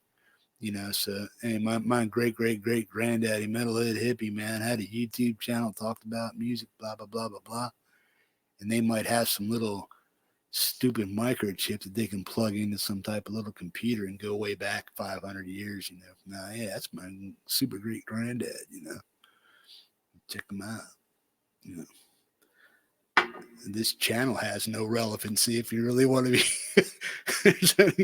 I got 228 subscribers. Whoop de fucking do. You know, who's going to remember the metalhead hippie 5 weeks from now? Probably not too many.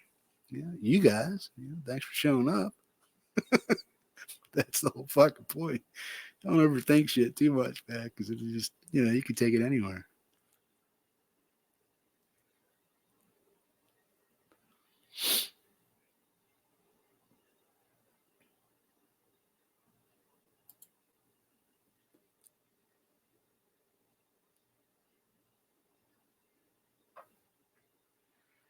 Yeah, exactly, man. You know, somebody you might be able to plug something into your skull and just think of music and just make music that way, and then put it out in the mass market. Hey, this is the music I'm thinking about today. Bloom, and it's a hit. You know what I mean? Could be no instruments needed at all, man. It's just like today. No instruments are needed at all. We got buttons that make noise. Now, if you press them buttons in the right way, you can make music. If you press this button, it makes that. This is your bass. This is your guitar. This is your drum kit. Blah blah blah blah. You don't need to know how to pick up a guitar and pluck a string, or hit a bass line with the drums, or even play the damn violin or piano.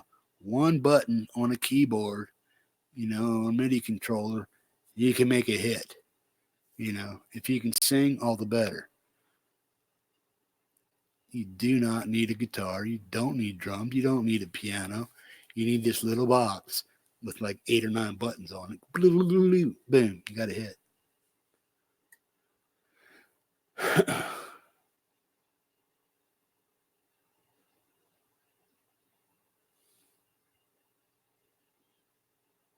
I'll still remember you, Bumblebees, for a week or two. Yeah.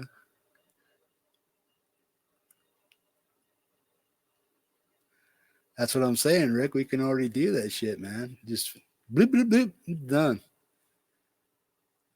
Why do I buy this guitar? I should just get that little box and sit here and learn how to make music, man. And have prearranged guitar lines, prearranged drum lines, all this shit. All I got to do is match up the lines to the right spot. Once I figure that out, I'm making music, man. Screw learning guitar.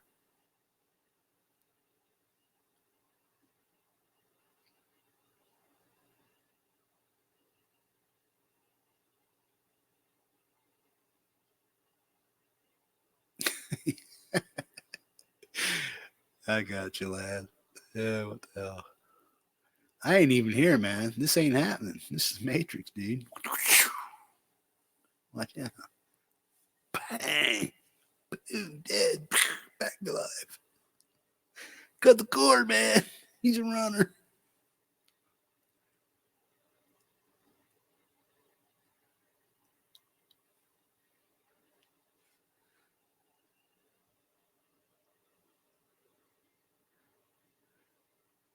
There you go.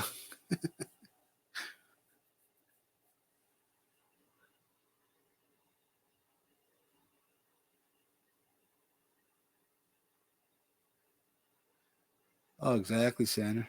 I mean, that's where we're at today, man. I mean, but we're getting to a point. So we're getting to a digital point where you don't have to have any musical theory. You don't have to pick up an instrument. Um, it's like Dead Mouse said when he was doing his little thing on YouTube. When you see that Dead Mouse commercial, he's talking about any kid with a bass line can create a dance hit today. You know, it's where does the music come from? What drives you to make that beat? You know, but a lot of kids are just letting the beats find each other instead of that kid finding the beat and making music out of that digital stuff. You know, so it's like he's saying, yeah, anybody can sit down today and boom, create a dance hit with a decent bass line. You know, what the hell? You're out there, you're making music. You know, it just really depends. And who's to say that's not music? You know, I mean, that's creativity. Okay, that kid's making music. I mean, he's doing it in a different way than we know or we're used to or we're doing. But the kid is actually using whatever knowledge or skill or technology is available to him at that time to make music. You know, whether or not it gives him musical skills or musical knowledge to be able to pick up other instruments and play them. Now that's the rub, you know. But can I sit down and whittle on one of them little boxes and make music? No. But if I sat down and did it long enough, I could probably do it. Same thing with learning guitar, you know. But that's what this kid's grown up with. So that's what he's gonna. That's where their music is gonna go.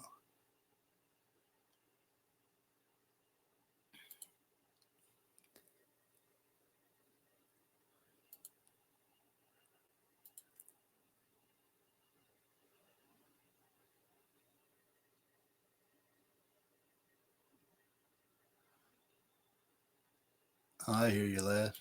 Oh yeah.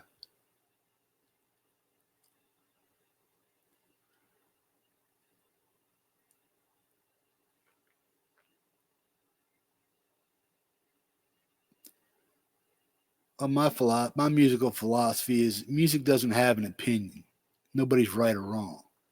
I mean, you can think what you want to think. You can like what you want to like. That's the whole thing about music. You know, not everybody. I might like certain parts of rap. I might like certain parts of country. Uh, fuck, I think Roy Clark was probably one of the most phenomenal guitar players on the planet. You know, I don't think anybody in any genre of music can dispute that. You know, the man was a phenomenal guitar player, hell of a banjo picker. You know, is what the hell?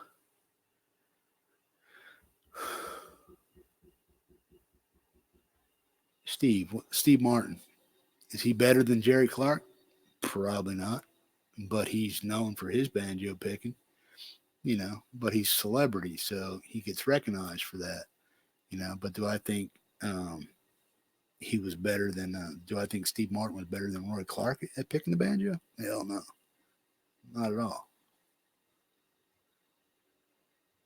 Oh, hell yeah. Roy Clark was the man.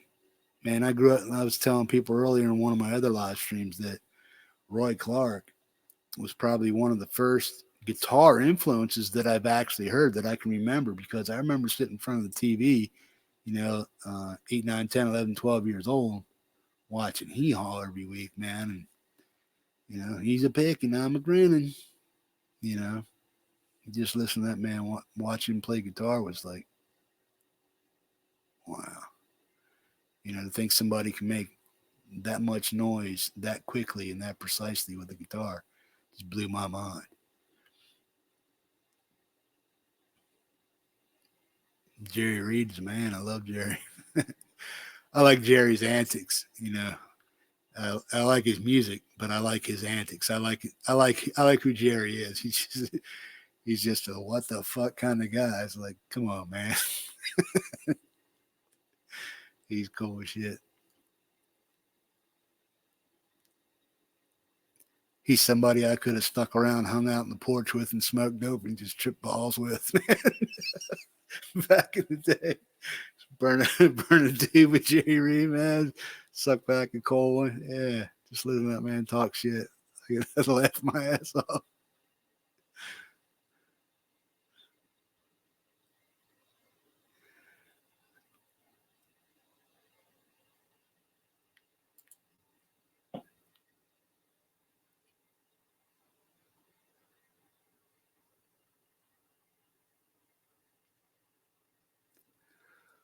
Oh yeah.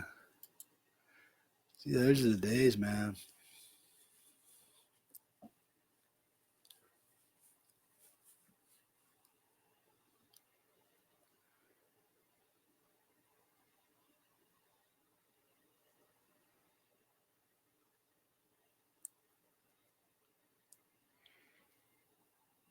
Yeah, I don't know, man. Great Van Ziti, I don't know, bro.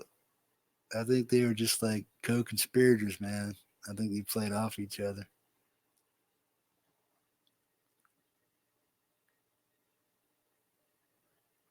Oh yeah.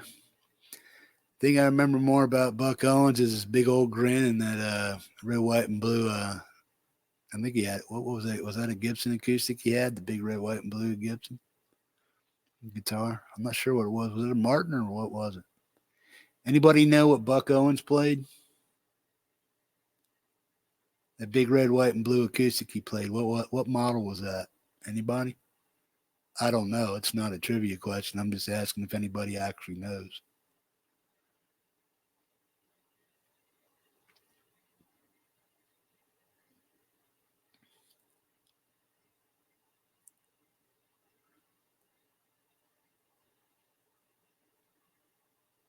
Yeah, see, you guys are mentioning guys I've never heard of before. If you say where they're from and who they're from, I mean, they might be individual artists and do their own thing, but if they have a band or something like that, something might click in my head. But uh, I don't remember guitar players' names and stuff like that. I remember the music, and if you tell me that they were the guitarists in that, then I remember their music. And then I'll be able to decipher whether or not if I thought they were good or not. It was a Gibson Vanzini. Cool. Okay, let's get technical. What model was it? That's the question of the day. Yeah. What Gibson was it?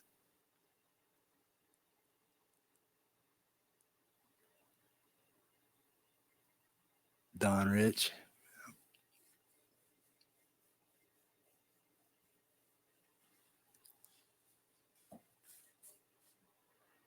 Billy String.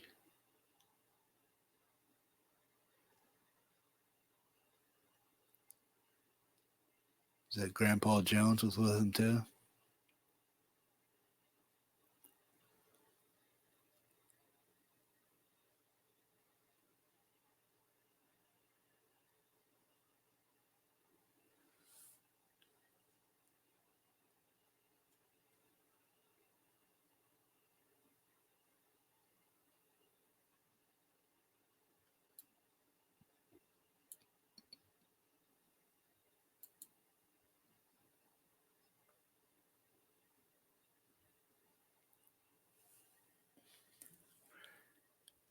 Hey guys, give me a minute, man. I gotta use little boy's room. I'll be right back.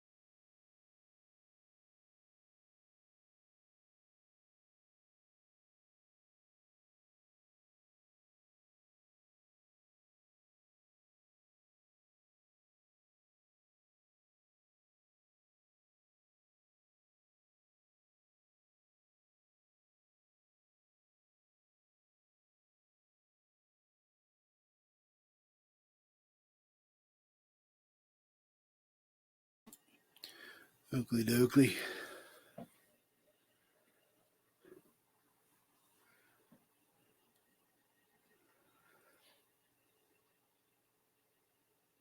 Anyone know of Oz now? Ozzy Osbourne? What do you mean Oz? Wizard of Oz? Dorothy? Oh, I wish I had a brain.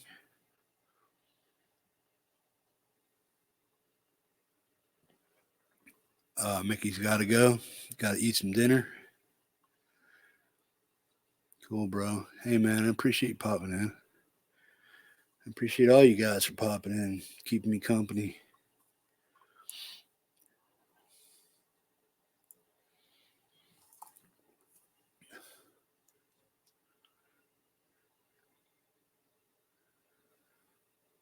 Some smoking, Chuck. I got you, man. Cheat it. Big dumb goof. Hey, Sandra, did you catch Rick's grab and dash out the back fence? That was fucking hilarious.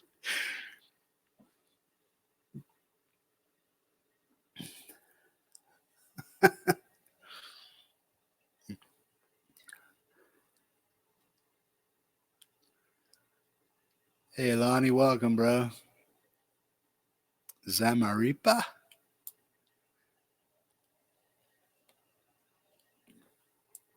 Hey, Sandra, did you watch Rick's Great Escape on Pug One? It was fucking hilarious.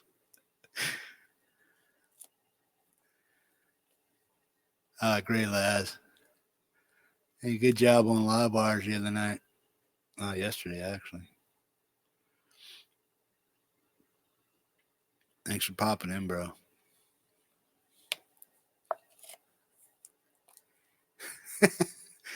Yeah, Rick's an asshole.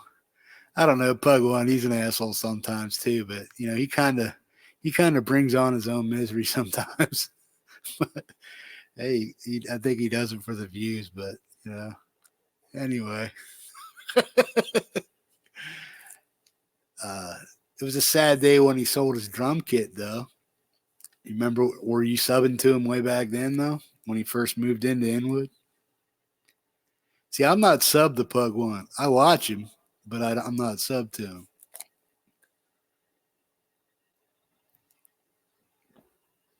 Yeah, he left the mess in the trailer, all right.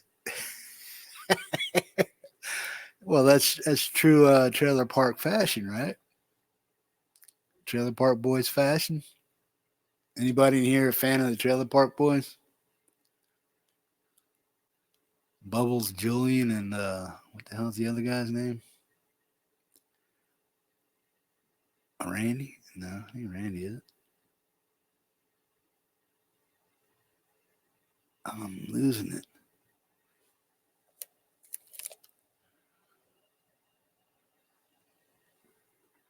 Oh yeah. Oh, I don't doubt his kindness and stuff. I I doubt his what do we say?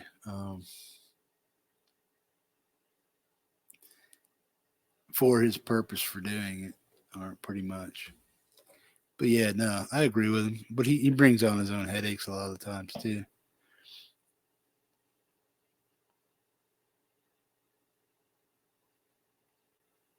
No, not really. Yeah, but I remember when he sold his drum kit.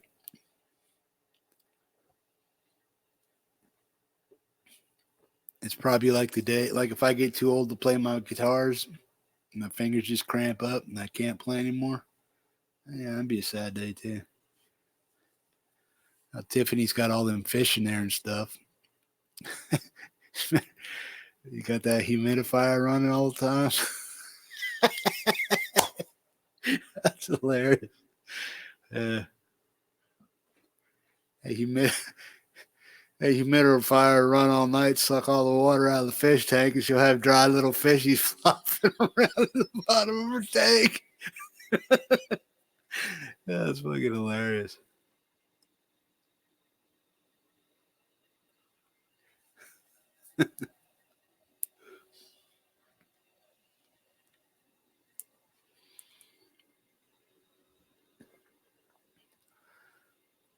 Lads, just type in Pug1, PUG1 in the YouTube browser, and it'll take you right there.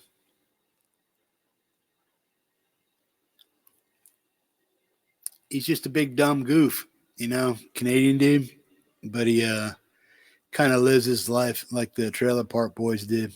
Tries to. He emulates them a lot.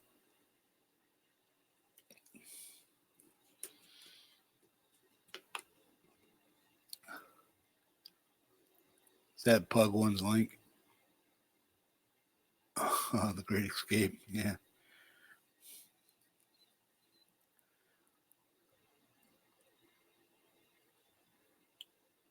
Him and Buddy Van Doodle, way back in the day, like 4 or 5 years ago, they were doing go-kart lawn chair jumps. He makes these go-karts out of lawn chairs. You sit on them, he bolts them up to a little framed out lawnmower engine and stuff, and he does these really wacky, weird jumps. People getting hurt, breaking ribs and hips and stuff like that, arms, landing, doing face plants, doing like 10 feet in the air, 15 feet in the air jumps and stuff over refrigerators and stuff. Fucking hilarious.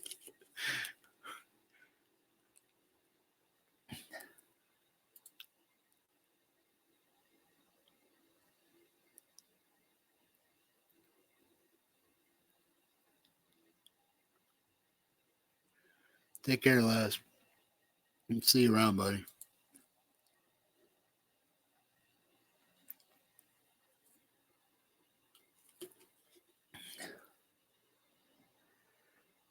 Meckham and Robus were out there the past couple episodes. Little Meckham, he showed up, and then Robus just left the other day, going back to his life, doing whatever he's doing. He slimmed down, son. Remember big old Robus? He probably lost about a good 40, 50 pounds. I'm trying to lose some weight too. Look at my face right now and then check me in a month, see if I lost any weight. Once my jaw comes back, once I get rid of this shit, then you'll know I'm losing weight. I'm doing that quasi keto or keto diet. Some of it anyway. I'm not 100%. I don't eat half of what I ate anymore. I gave up bread and pasta. I don't order Sicily's pizza anymore, French fries and chicken wings and shit like that. I try to stick to a moderately high fat diet, but just enough to satisfy my hunger pains. And then if I get hungry, I just drink water.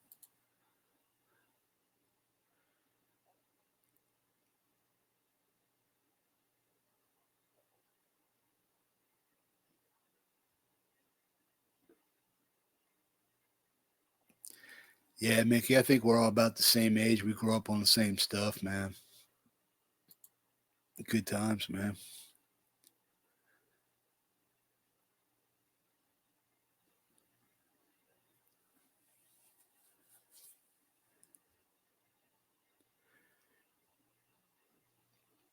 Yeah, out of all the characters, I think I like Meckham the best.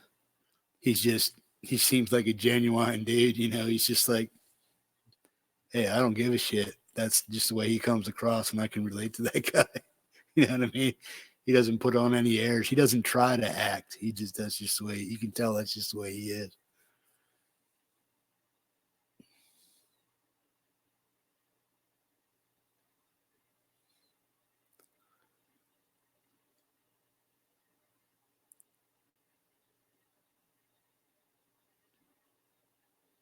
Yeah, you're a pretty slim dude, Tom. I quit smoking 2012, gained 60 pounds. Instead of putting a cigarette in my mouth, I just kept putting food in my mouth. Should have done something different, but hey, it is what it is. Now I'm on a lose weight kick, and once I get down to, if I can get back down to 200, I'd satisfied with that. You know, and if I can get under that, that'd be great. But right now I'm 250, so I need to drop a good 50 pounds.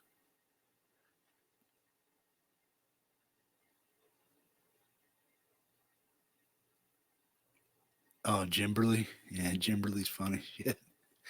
He's a Rapner now. Jimmy's a Rapner.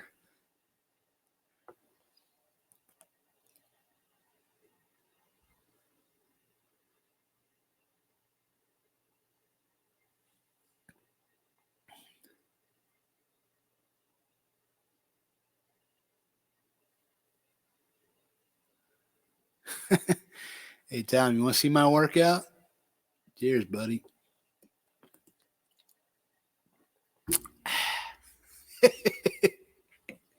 That's my workout. Water to the face. Rapner. Yeah, that's what Puck calls him, a Rapner. Jimberly's a Rapner. You ever listen to any of Jim's rap? It's so monotone. It's the same thing over and over and over. But hey, I guess some people like it, man.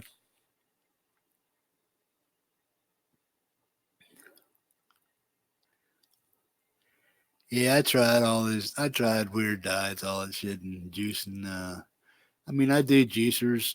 I mean, I got blueberries and raspberries and stuff in the refrigerator, frozen berries and stuff that I put my little thing and mix up, and I'll drink a juice or something like that.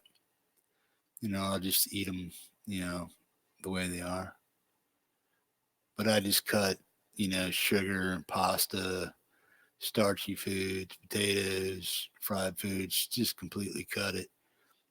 You know, I'm trying to stick to a minimal protein, minimal fat diet. Try to get that ketosis burning. Once that kicks in, it's already kicked in. I went through the flu part. That's part of what I'm going through now. I already went through the feeling like I got flu part. Now it's just you're supposed to eat like one meal of the same thing for 7 days, and then you can start doing once ketosis and you start getting over the cold starts kicking out, which is what I'm getting over right now. And ketosis is just starting to kick in. I can tell I'm losing weight. I feel lighter. I feel more energetic. My brain's still in a little bit of a fog from not having the right amount of nutrients or balanced nutrients in my system, but that's starting to work out right now. But I was in a fog there for about 2 weeks doing that stuff. But now I'm starting to come out of it and starting to think clear. Yeah, it's for real, bro. I just got done with it, basically.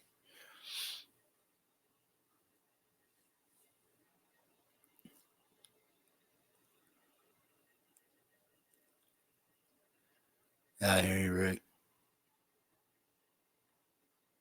You diabetic too, or what? I'm trying not to become diabetic because that runs in my family. I may be diabetic now, but I don't know it. I haven't been tested. But I'm 55. I haven't done that. I haven't done that over 50 exam where they start shoving things on different horses you don't want them to and stuff. So I got to get all that done, checked out, and I'll probably during the springtime I'll probably line up something like that to get fully checked out, and then I'll just go from there and start, you know, trying to grow old gracefully and as healthy as I can without, you know, gaining too much, losing too much, and trying to keep my joints and everything else as healthy as I can for the next whatever. Because I'm 55. Like I said, I'm on the upside of the downside.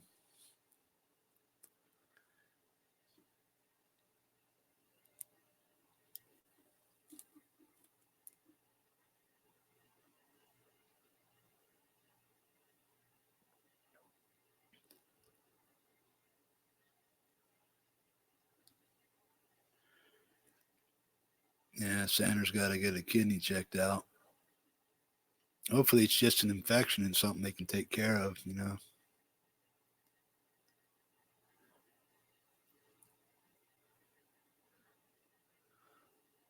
The keto thing, Tom. Is that what you're talking about? Yeah, I don't mind. I don't mind depriving myself of certain stuff. You know, but I'll always give myself what I need. If I start feeling really bad, I don't let myself suffer too much. I mean, I'm not going to let myself be deprived of uh, a meaningful day or life because of something I need to do. If I need to lose weight, I'll just cut back on all the crap I'm eating. I'll eventually get down to where I need to be. But I want to try to at least knock off 50 pounds by June, which is my birthday.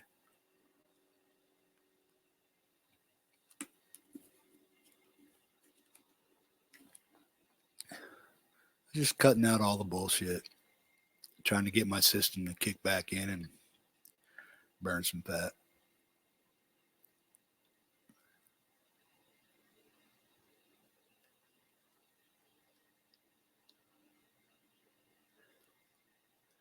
Well, how's your other kidney going? They say your other kidney was in good shape or what?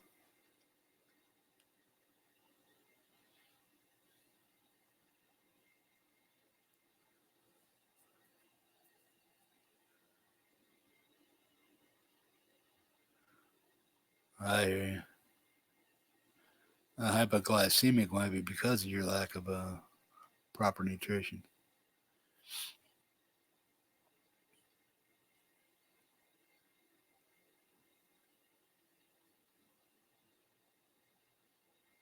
Oh, I hear you, bro.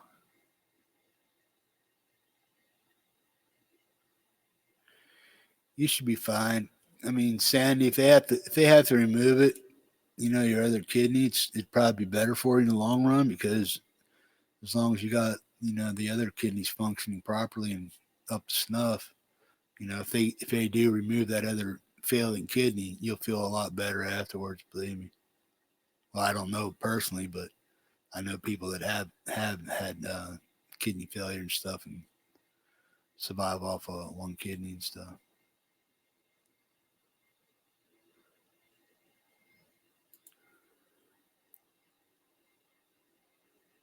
Yeah. Technology's come a long way, man. People don't have to die from people don't have to die today from stuff like that. It's unnecessary. Nobody has to die today, man. People have the will to help each other out and help take care of each other, man. Nobody on this planet has to ever fucking die.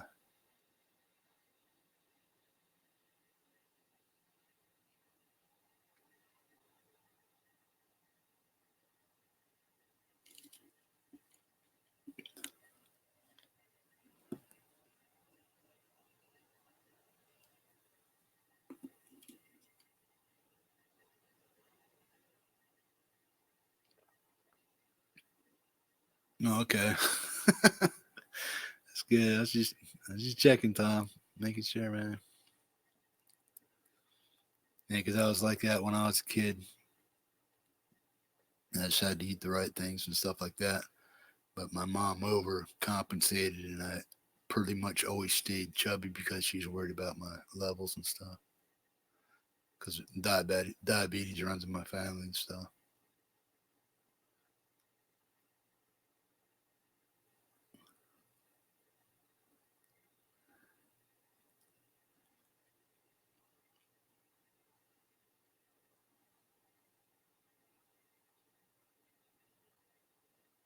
Oh yeah, humanity's going downhill fast, man.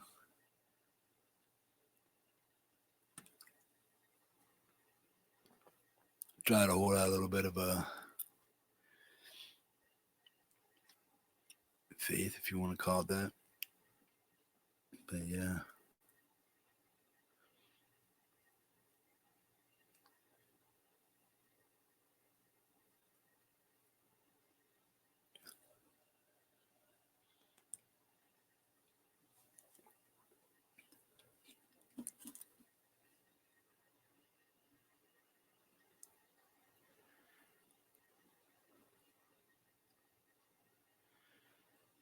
gas, grass, or ass. Nobody rides for free, right?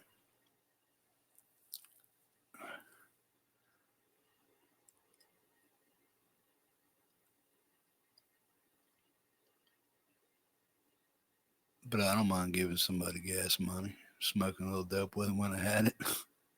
As far as the ass goes, nah. Unless you unless you are the proper persuasion.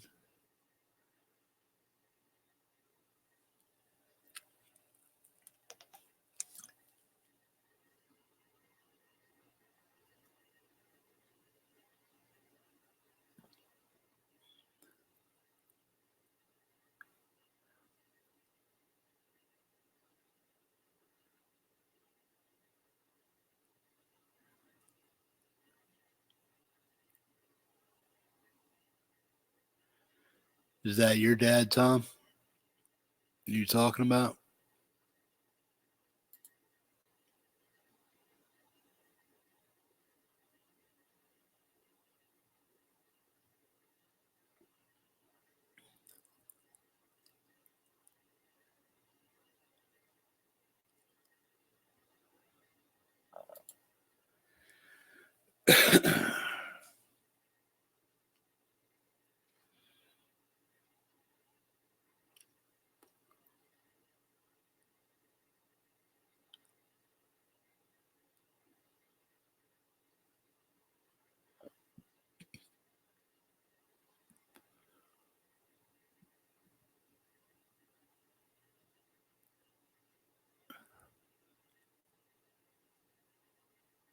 Oh, okay.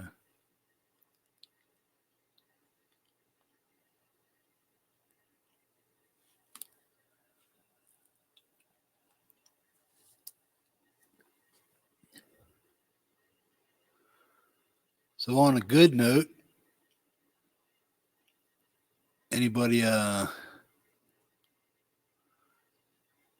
any happy news? Starting to get a little depressed here. You know.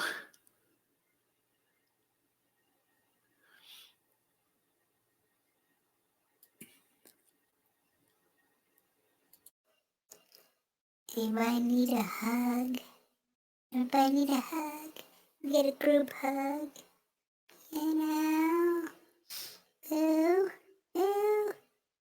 Let's try to cheer each other up. You know what I mean? But anyway. Yeah, man.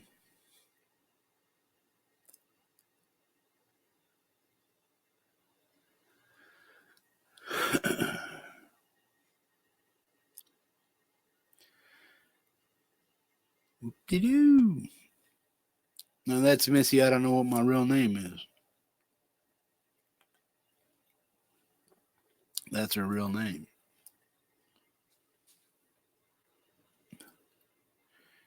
Remember that. That might be a trivia question later on to win a t-shirt or something. Anybody remember what my favorite album was of all time?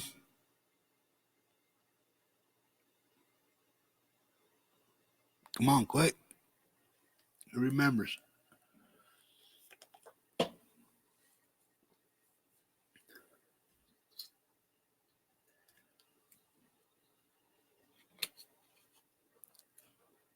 Anything but slugs and worms, Sandra.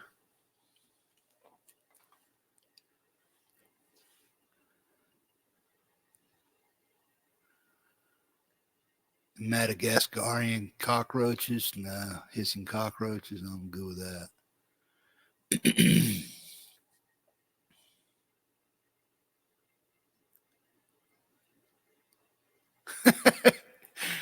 Manzini says he's on a second pacemaker. Holy shit, bro. You wearing them out.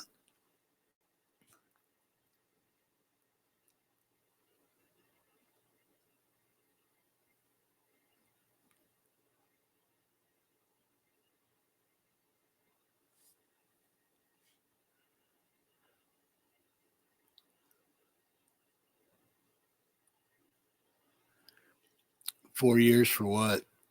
Lonnie, I missed that. Trying to see here.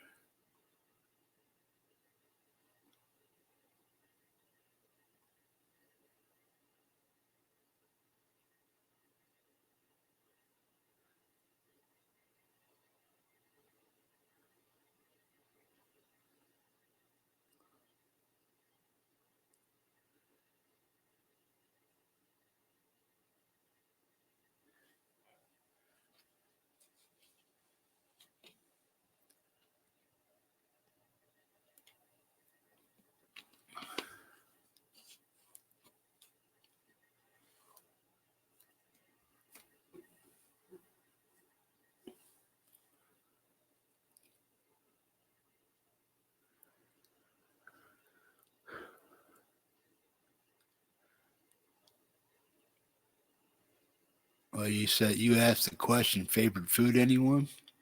I said anything but those.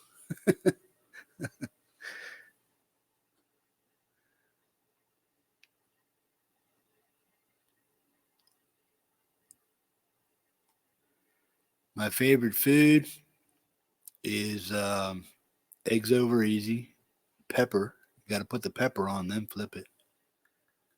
Got to have pepper cooked into it. Pepper after you cook it doesn't taste the same. But if you put pepper on it and then flip them over, cool. And sausage, a good sausage. It's my favorite meal. I could eat eggs and sausage all day. All right, Tom. Thanks for stopping in, bro. Take care, man.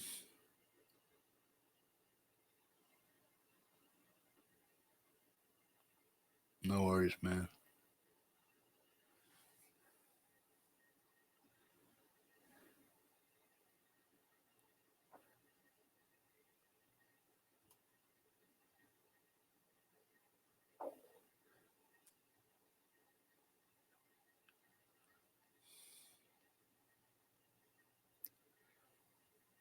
Yeah, I like sriracha. You like sriracha sauce, man? Mark?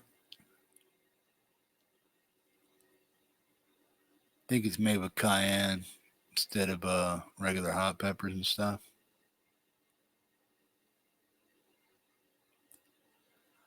Doesn't really matter as long as it's a good breakfast sausage link. I'm not into the over processed stuff. I just like regular pork, minimal spices. I like the meat flavor, the taste of the meat, and a decent bacon. I don't mind hickory smoke, but when you start adding brown sugar and stuff to bacon, nah. I want to taste the meat itself, smoked, smoked sausages, anything like that. Breakfast sausage. The kind of sausage I'm talking about is a breakfast sausage, as long as it's a good one. But if it's over processed, like Jimmy Dean, that shit that comes in a tube, screw that. I want something that's lined with something and tastes pretty good. But the sausage I'm eating right now, it's called Torrentinos. I don't know if you have that or know of that, but that's a good breakfast sausage.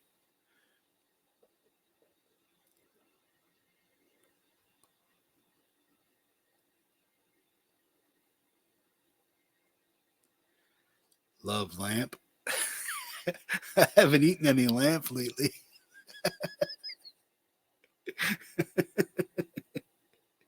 And let me go over there and gnaw on my guitar lamp here. Let's check that out.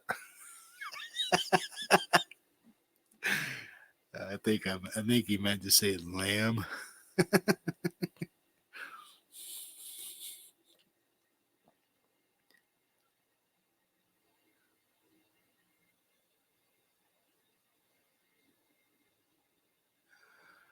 Oh, I do, Terry. They're just like 15 miles the opposite direction. I'm not much for diner food really. It's overpriced. I'd rather buy it and go.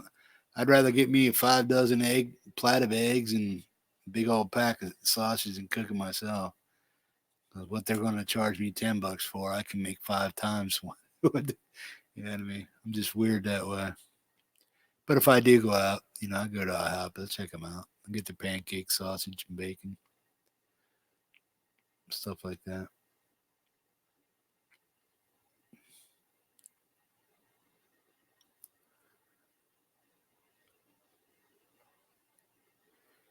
Yeah, I mean, as far as wild game, as long as it's processed right and you get it, as long as you get your meat processed within a week of it going down, and you do it in the right temperature and stuff. Wild game up here, the caribou and the moose meat and stuff like that. As long as you process it right and get it done quickly, and seasoned properly by somebody that really knows what they're doing, a good butcher, you know, You can get them to butcher the meat, and then you can season it, and then air seal it the way you want. Vacuum pack it if you want, but that's probably the best way to do it.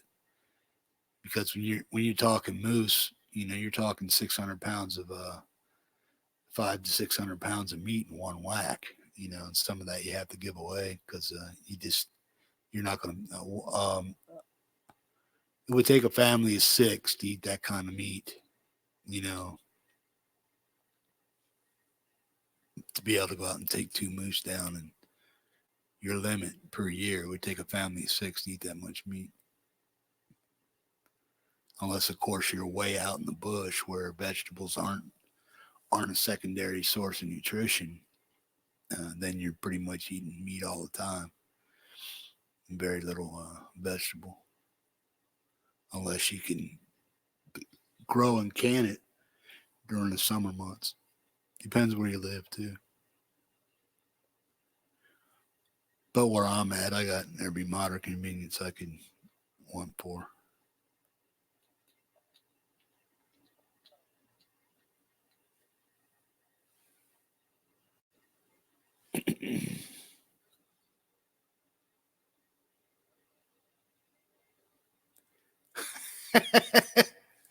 Tide Pods, yeah.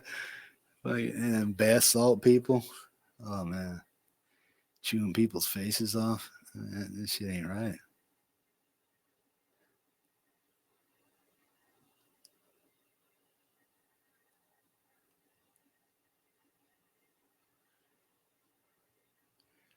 Yeah, I mean, Alaska has all the same amenities that you guys have. We just, depends where you live is how far you have to travel to get there.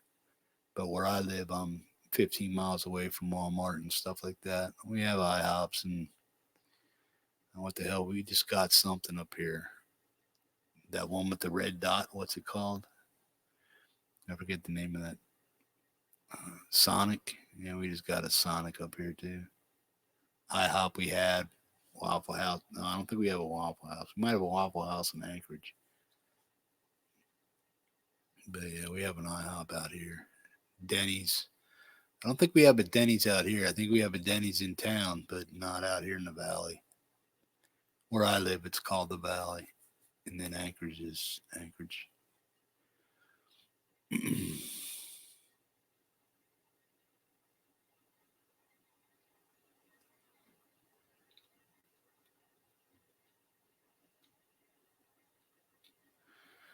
Hopefully not, Sandra. Too many people are going off the hook on that shit. I'm sure there's a little fringe area of people trying to do it, but yeah, who knows?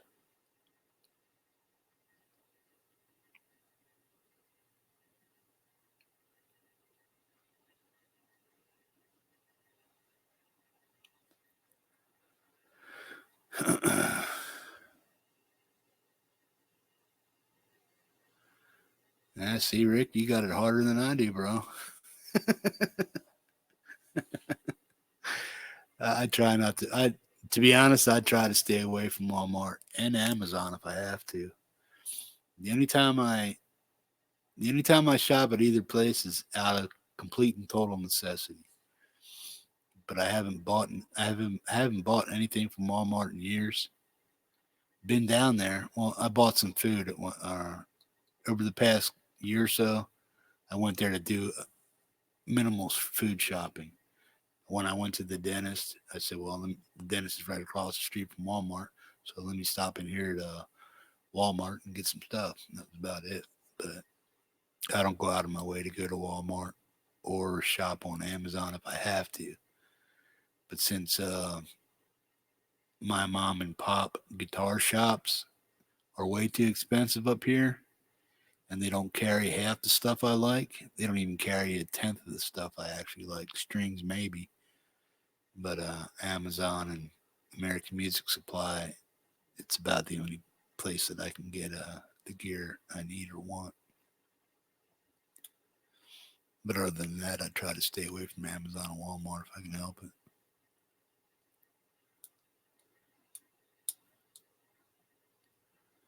It's like I'd rather buy from Ike over at Flipside than buy from American Music Supply or Amazon. I'd rather buy there.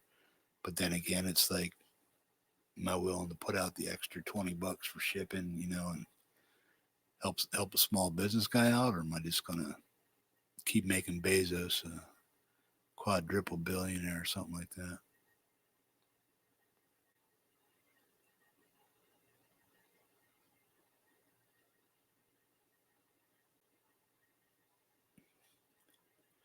Oh, I hear you, bro. Yeah, sometimes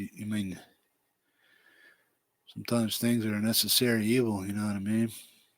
I just don't like how Bezos treats his employees and how he's, cornered the market on a lot of things and taking a lot of small business people out of business. Yeah, it's created jobs for some people, but I think there would have been a gap filled even if Amazon or Walmart's didn't come into certain towns and stuff. But if you want to keep that small town feel and keep all the big corporations out of your business and out of your shit and keep your taxes from going through the fucking roof, keep them out if you can.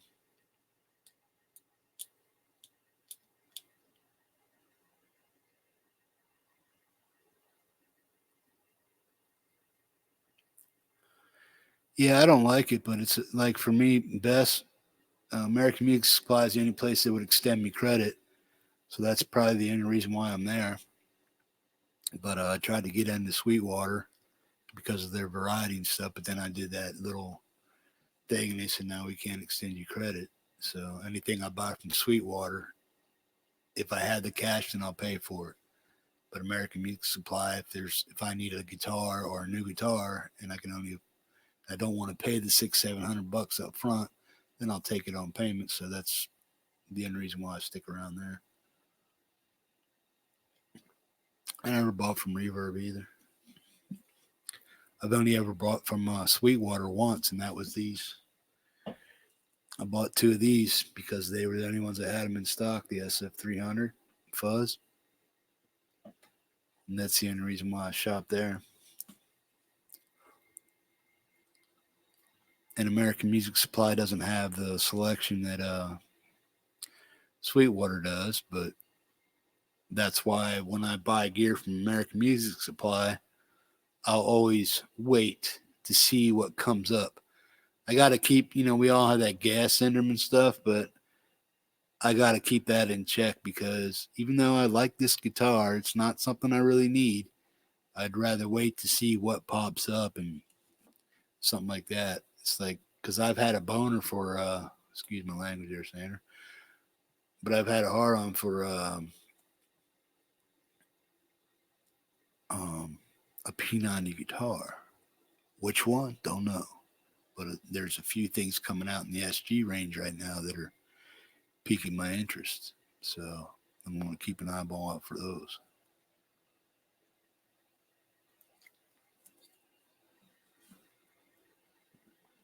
Has Lewis put out any gear reviews yet, Terry, that you've seen? I haven't seen any yet.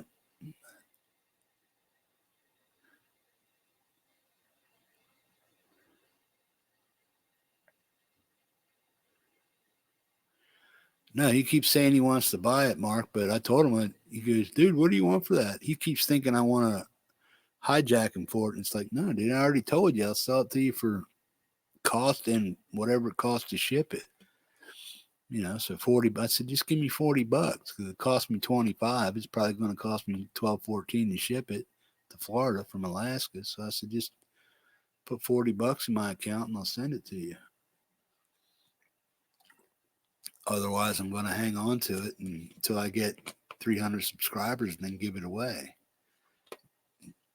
In some type of contest, somebody that wants to enter that contest in a live drawing for this SF300, yeah.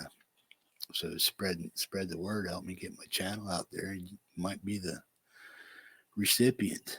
Yeah, I know it's only a $25 pedal, but it's only 300 subs too. I'm not Lewis going for 100,000 subs and then giving away, $1,200 guitar or an $800 guitar. It just ain't happening, dude. Yeah, it's only $25, but it's only 300 subs too. And I don't ever, I don't ever plan on. This is just a place for you guys to hang, a place for me to hang, to break up the monotony and boredom. Plus, I like hanging out with you guys, so don't think I don't, So you guys are keeping me company at the same time I'm giving you guys a place to hang, because some of you guys aren't inclined to open up a YouTube channel and do all this shit that I'm willing to do. So some of us are taking up the slack when other people that have a lot of subscribers aren't on. I can just consider myself a little dive bar in the back alley that people sneak into at night to come in and check things out, if you want to put it that way. If I can get it to turn into something, I will. But Metalhead Hippie, that's my channel. Bent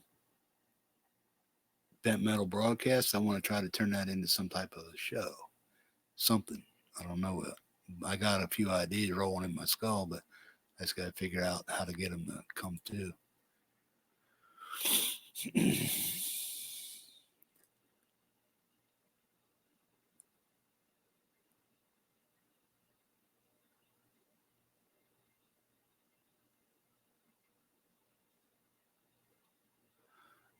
Cool. Yeah, I seen a few of Ben's. Last one I seen was him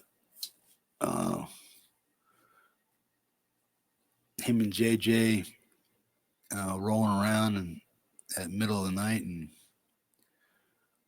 what's the other dude's name? Albus band guy. I forget his name. He was pretty wasted.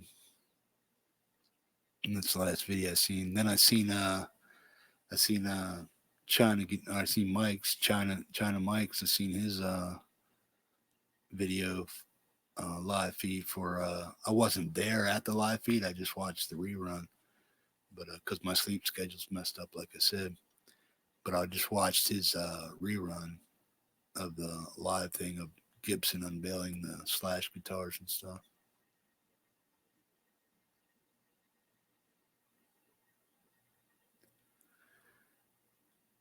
I like Reverend's look. I just don't know enough about the company yet. I mean, they kind of look like old man guitars, to be honest with you. Sort of like Gooden does. But I like Reverend. I like their style. They're just a tad different than everybody else. But there's nothing that they've put out that really piques my interest as far as wanting to buy a guitar. No, are they China or a Japanese company?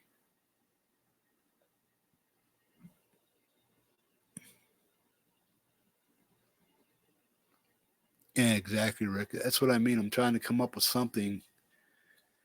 I want to come up with it like bent metal is for people that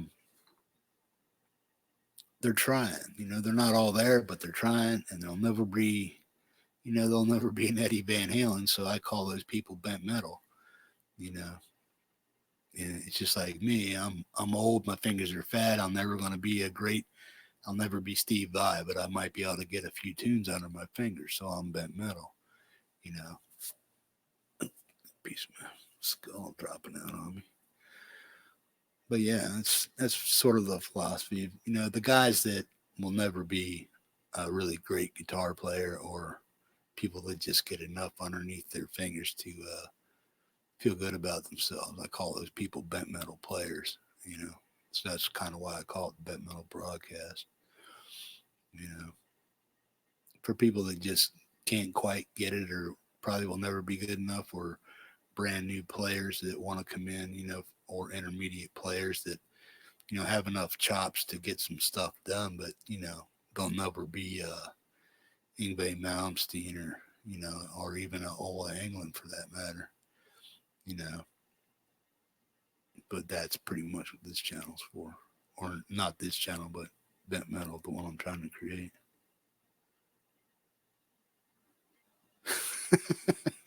bent, not broken. That's the whole thing, man.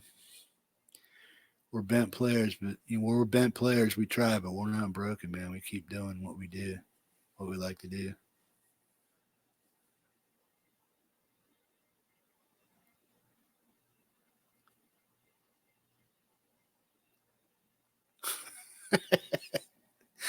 That's funny, Rick.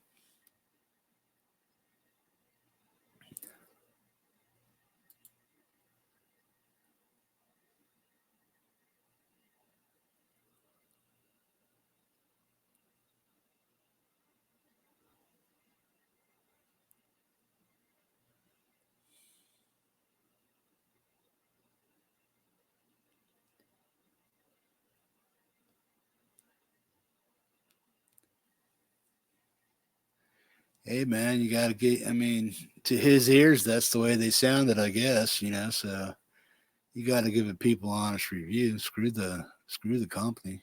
I mean, if somebody puts out shit and I buy shit, I'm gonna say it's shit. Bottom line. I don't care if you're paying me to do this or not.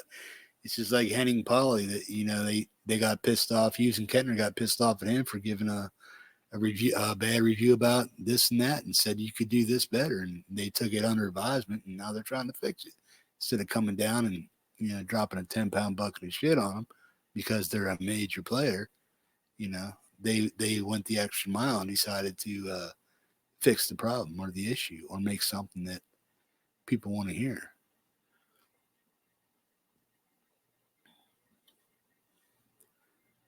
It's just like Ryan Fluff did that review on the Death Buckers, lace Death Buckers.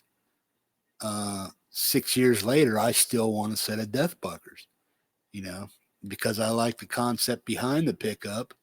I like the look of the pickups. I like the output of the pickups.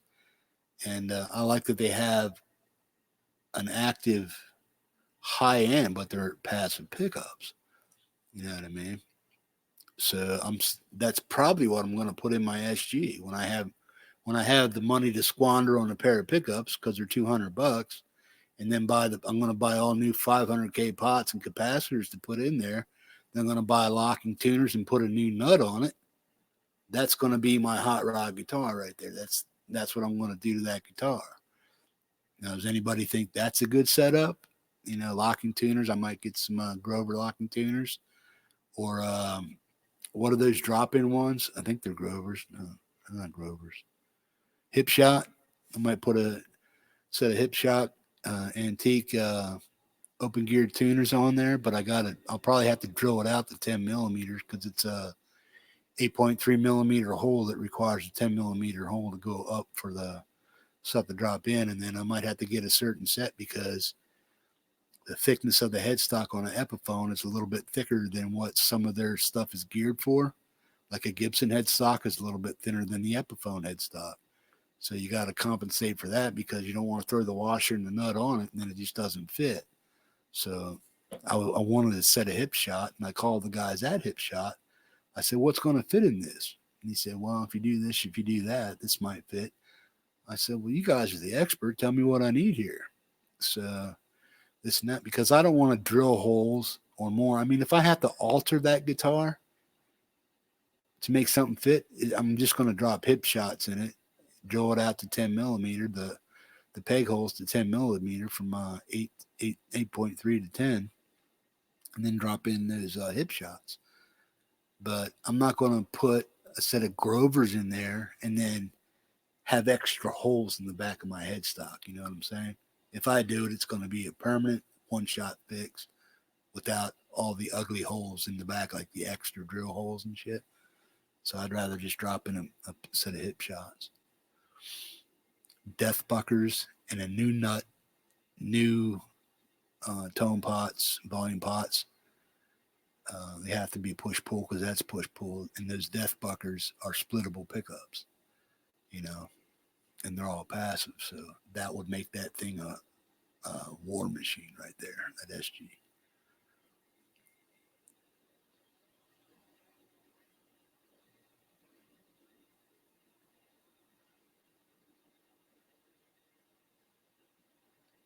yeah, I'm not dead set on the Death Buckers, but it's an SG 400 Pro. You know what I mean? So I don't want to put $500 pickups in a $400 guitar. I mean, you get where I'm going with that, but I want to. The guitar, I believe, is worth $300-400 of cosmetic or electrical fixing up, is what I'm saying. So I'm willing to spend that much money on it. You know, now would I? Now, if it was a real Gibson SG, would I do that? No, I leave the SG the way it is because it's a Gibson SG. That's the way they made it. You know, I may swap out the pickups if I didn't like them to something else, but I would always keep the originals to drop back in. I wouldn't alter the guitar in any physical way. You know, I might change out pots, but I'd always want to have the ability to put the original parts back to factory. But this little SG, I just want to make it a little hot rod so I can do my Judas Priest licks if I want, or if I can get down and do some really dirty, low fuzz, gained out, suspended stoner doom riffs and stuff, you know? That's what I really want it for. I just want it to be a doom machine.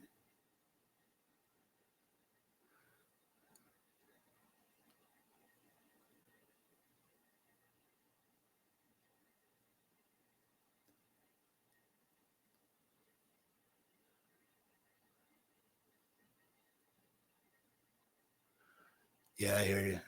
Yeah, this pickups in this are lacking a little bit. You know, they're just like Alnico 2s or something like that.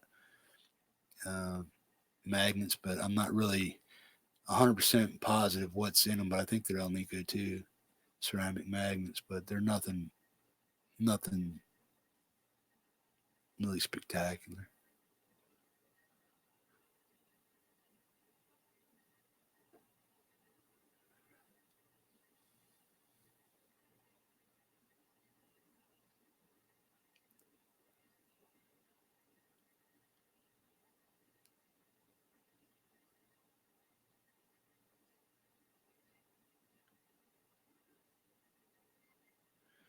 Yeah, I hear you, Vanzini, on these rail hammers.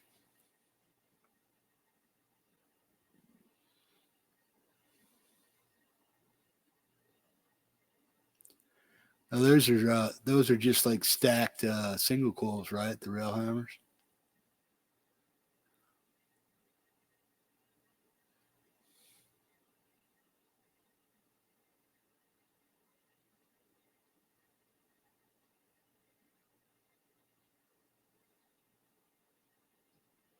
Yeah, I hear you. I hear you, Terry.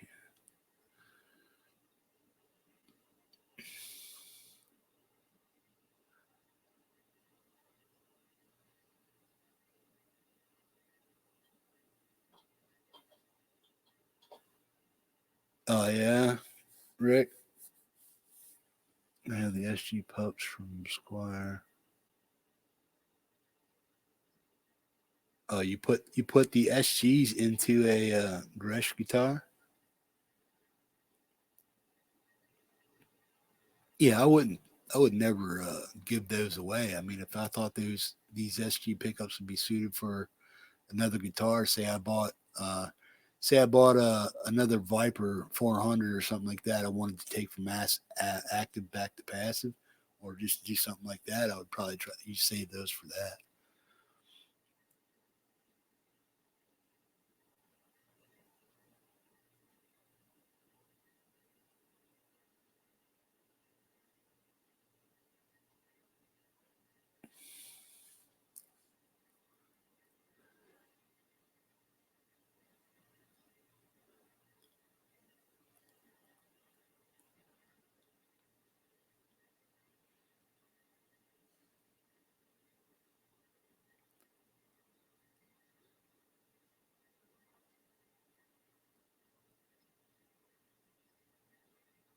Yeah, I hear you.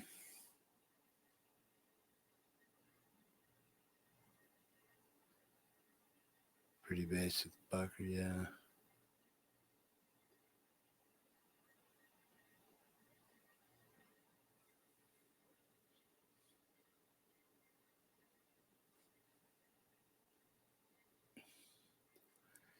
Yeah, I mean, yeah, you might want the guitar and stuff like that because of what it looks like and the color and stuff, but you might not like what the pickups come with it. That's kind of the way I feel about this white SG. I think if you go look, I don't know if you guys know anything about lace pickups or anything like that, but those Fluence modern pickups, those look pretty good too. I might think of something like that, you know, but I would take those pickups and probably put them in a little bit higher end guitar build than I would, the SG.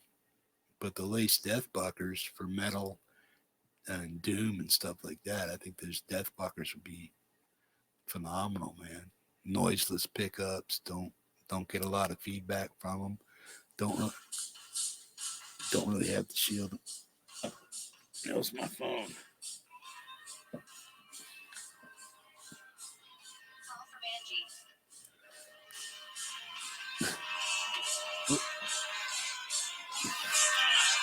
Ringtone. I'll be right back, man. I gotta call this person.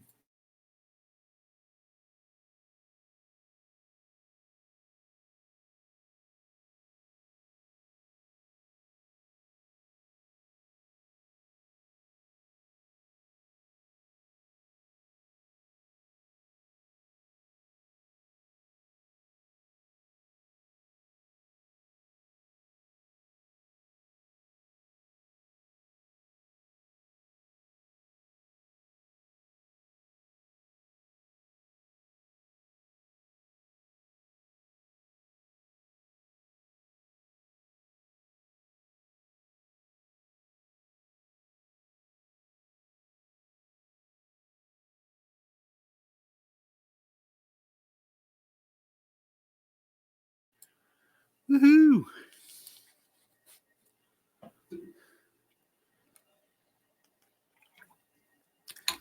I have I bought a 30-foot HDMI cable that I can run from my 60-inch around to this screen, but I want to put it over here so I can have two monitors running, and then I have one PC facing the way I want it to, or one screen facing the way I want it to, so I can put the camera over there instead of sitting here facing my 60-inch this way. I'll be facing it. The camera will be facing that wall, so you can see that whole mural right there. But I ordered that from Amazon, so I gotta get those.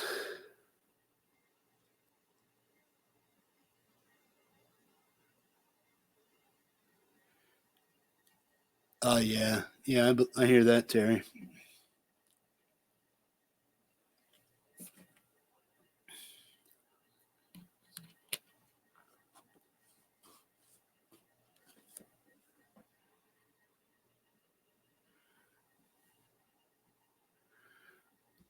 Cool, Sandra. You have a good night, man. I'll see you around.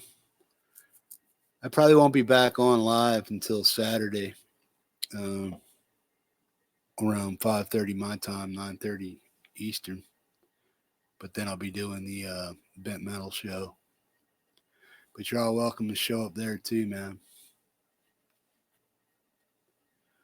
Right now, I'm waiting for a friend to drop off a package for me.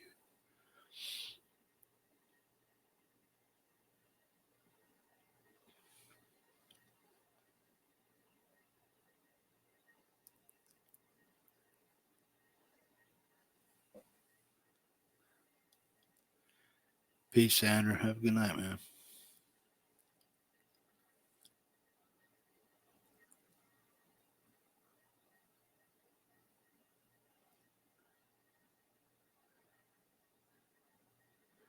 All right, all the girls are gone. Now we can talk dirty. Just kidding, Sandra.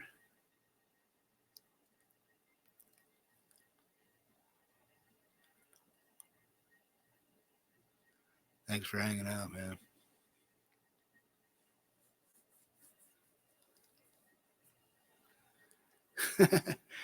No, HDMI cable delivery and a USB 2.0 15-foot extension.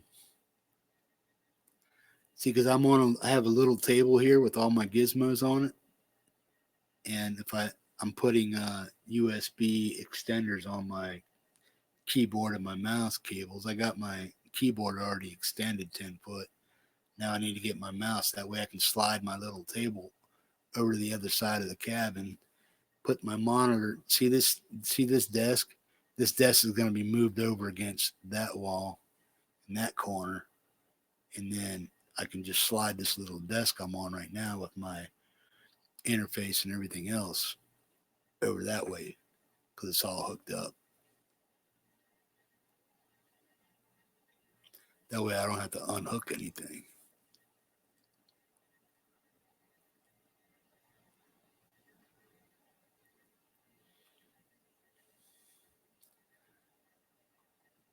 Got like 4 guys talking, but we got says 15 people in here.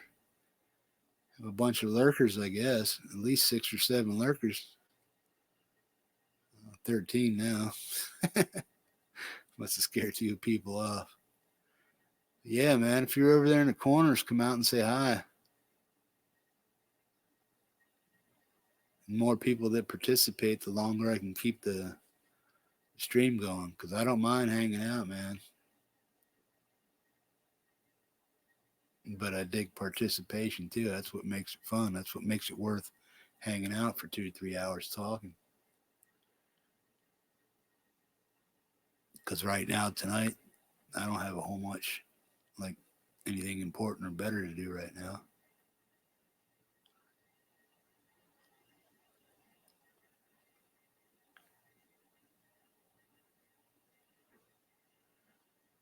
Banzini, you leaving or is Lonnie leaving? Okay. Hey, you take care, Lonnie. Thanks for stopping in, man. Appreciate it.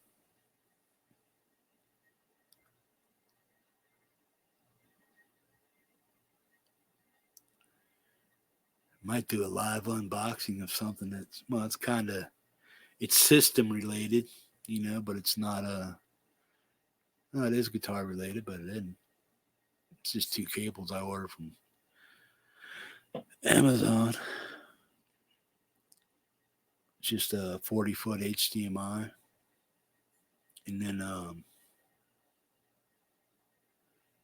that 15-foot male female 2.0 adapter for my mouse. I had a wireless system, but it kept giving me problems with my Wi-Fi, man. So I had to kill it. I had that K800 system, the keyboard. Oh, it's right here.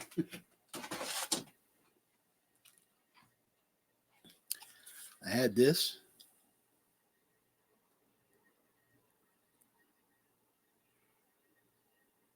It's a Logitech K800. It's a really popular wireless system, or keyboard. But I downloaded the software because I got that new Windows 1903 pack, and I downloaded that because Logitech said, well, because Windows did this, you got to do this. So I had to go download some new shit for this, and it just threw this off whack, messed up my complete system. So I had to delete all this Logitech shit and go back to a wired mouse and keyboard. You know, because I had wireless. Otherwise, I'd be able to move all around my place without worrying about a whole bunch of shit.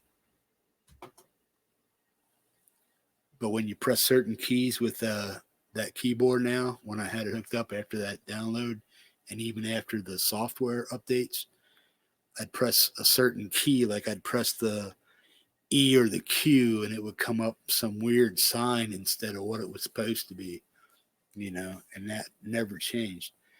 And then if I took the little USB adapter, Wi-Fi or Bluetooth adapter thing out and plugged it back in, then I would get those keys back. But after an hour or so, it would just glitch again. So totally screwed my.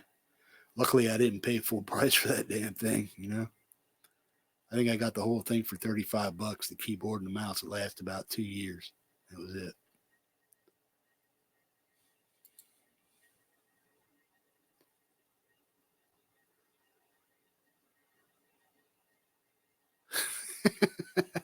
That's a good thing, bro. Nothing wrong with that, man.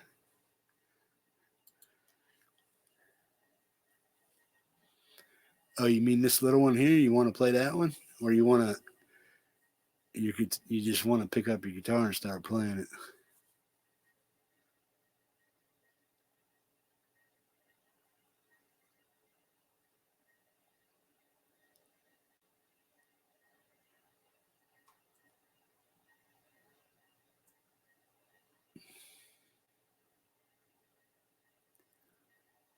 Great Banzini heading out, bro. All right, man.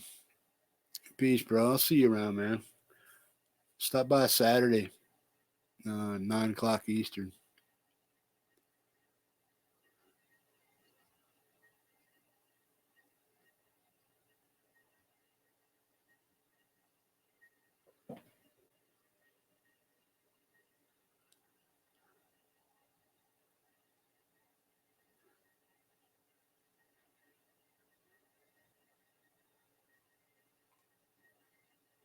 Well, we got 13 people in here yet. It says, unless I don't want to refresh the page and maybe lose my feed. So it says we got 13 people in here, but I only see like 4 or 5 of you guys talking.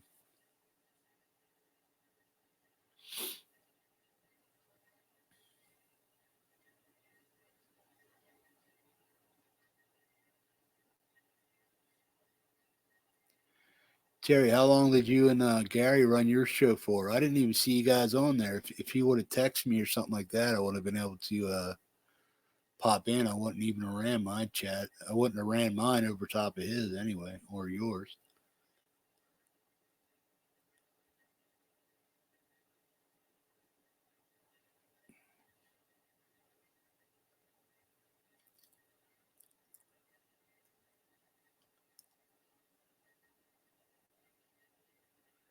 I lose you guys or what?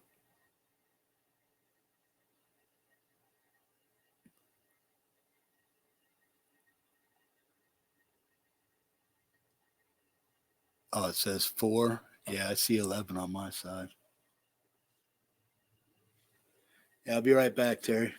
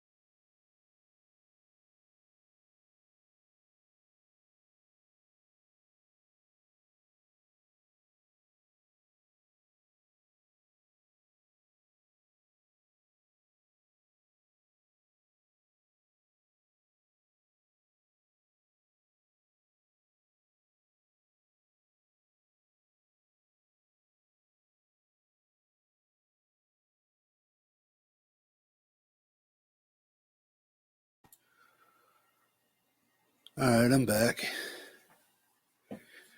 Terry, how many people does it say that are still on here or what?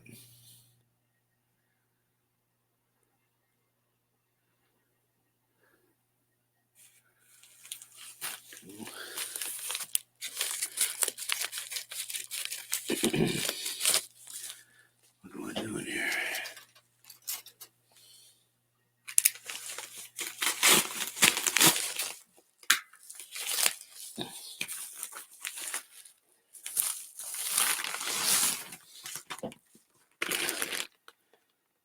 Yeah.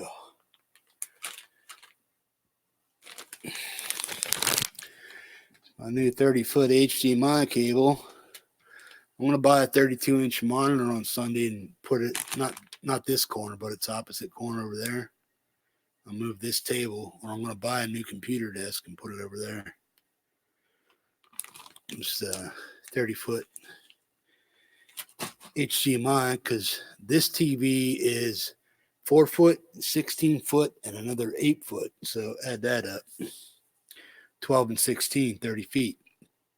So it's just I can move my computer, another 4 or 5 feet if I have to, away from this one here and deal with it that way. But that's probably what I'll do. Then I got this one. Yeah. Male, female 2.0. This is for my mouse. This way, when I'm shooting videos in a certain direction, or I need more space, or I need to manipulate the space that I'm using, I just got my little desk here that I can move around in anywhere.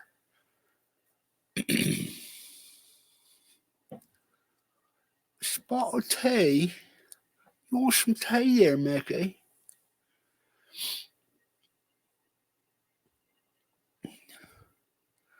So is Mickey Irish or English?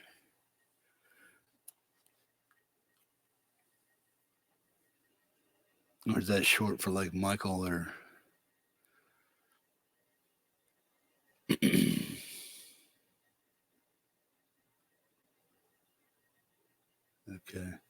So there's just 2 of you right now?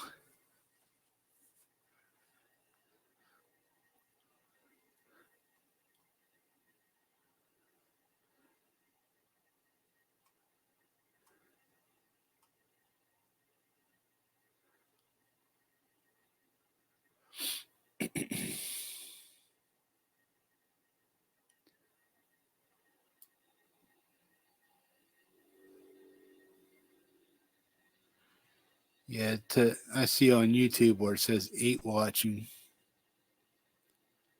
And it says 8 watching in my StreamYards also.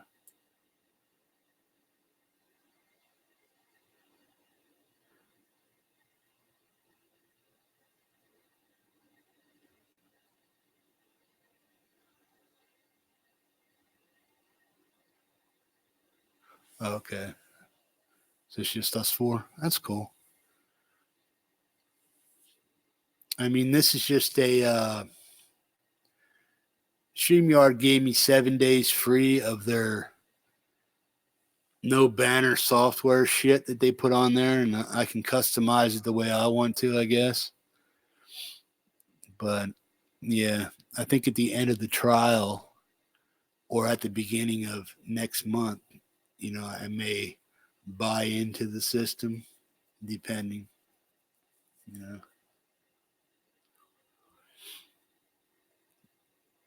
But since this is the only way to really have like guests on your channel,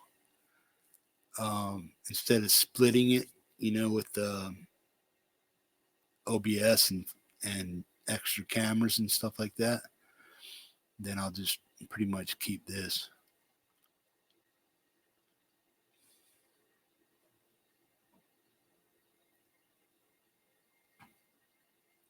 Yeah, it says 7 on my side, so I don't know. It says 7 in StreamYard. 7 in StreamYard, and there's a delay to YouTube, so I imagine that'll be down to 7 here soon.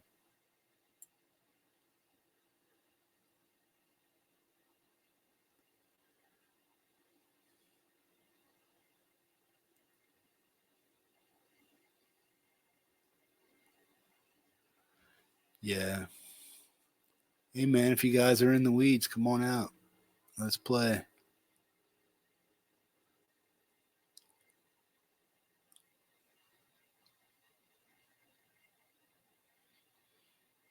Has anybody been checking to see if somebody put up some new updates or new material on YouTube? I'd do it, but I'm afraid I'd smack the wrong damn window and close my shit out.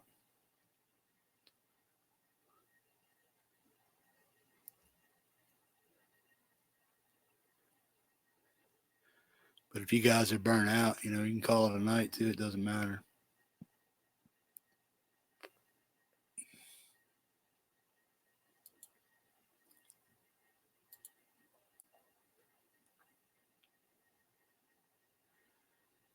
See, I can put my little guitar up there in the top right corner up here. That's my actual 006 Schecter. It had an invisible background, so that's the only picture that I had that I could put up there as a watermark. So it's just kind of hanging there like, what the hell is that? You know what I mean? And then up here or up right here where the timer is, I don't know if you can see that or not, but there's a banner you can put up there. I just got to figure out if I buy it, StreamYard, for the year or a month, I'll have to figure out how to put up a new banner up there.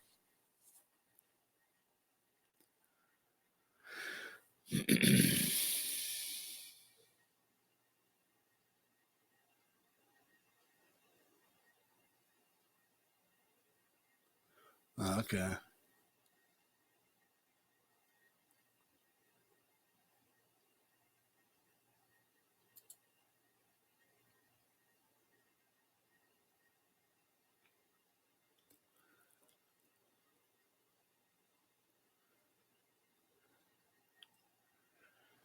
Is Trogley at Namm, or is he just commenting on his stuff on his page?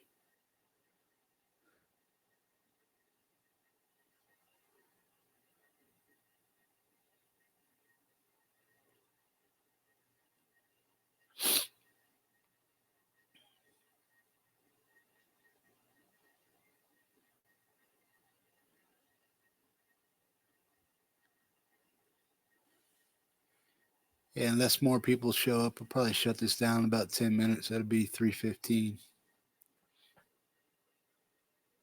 I'll probably keep the video up just for it being there, in case anybody ever wants to check it out and stuff.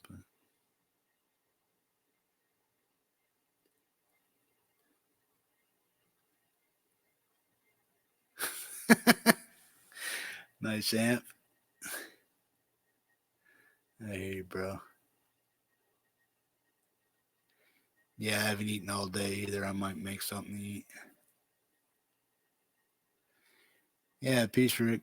Hey, check out Bent Metal on Saturday,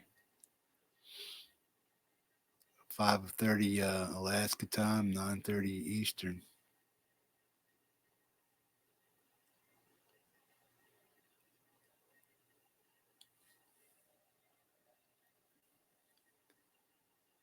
Oh, I got you.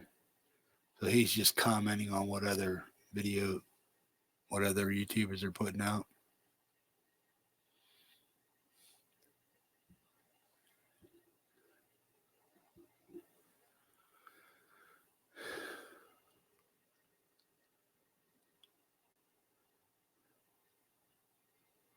Okay, I got you.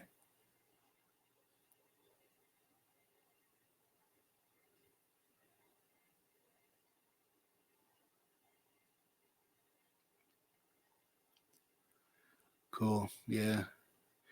Yeah, hope to see you there, man. If something pops up, that's cool. I won't be offended.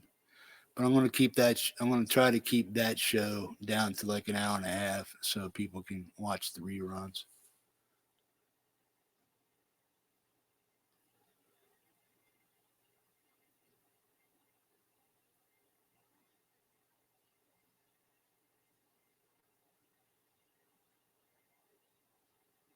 I got you. All right, guys, cool. Thank you guys for showing up and hanging out with me and stuff. Appreciate your comment and participating and whatnot. And make sure you check out the Bent Mental broadcast this Saturday, 9:30 p.m. Eastern, 5:30 Alaska time. And I think we'll call it a night right here, guys. And Terry, Rick, anybody else I might have missed that's still hanging out? Peace, guys. Take care and have a good night, man. Thanks for the hang. Appreciate it. Peace, Terry. See you guys around.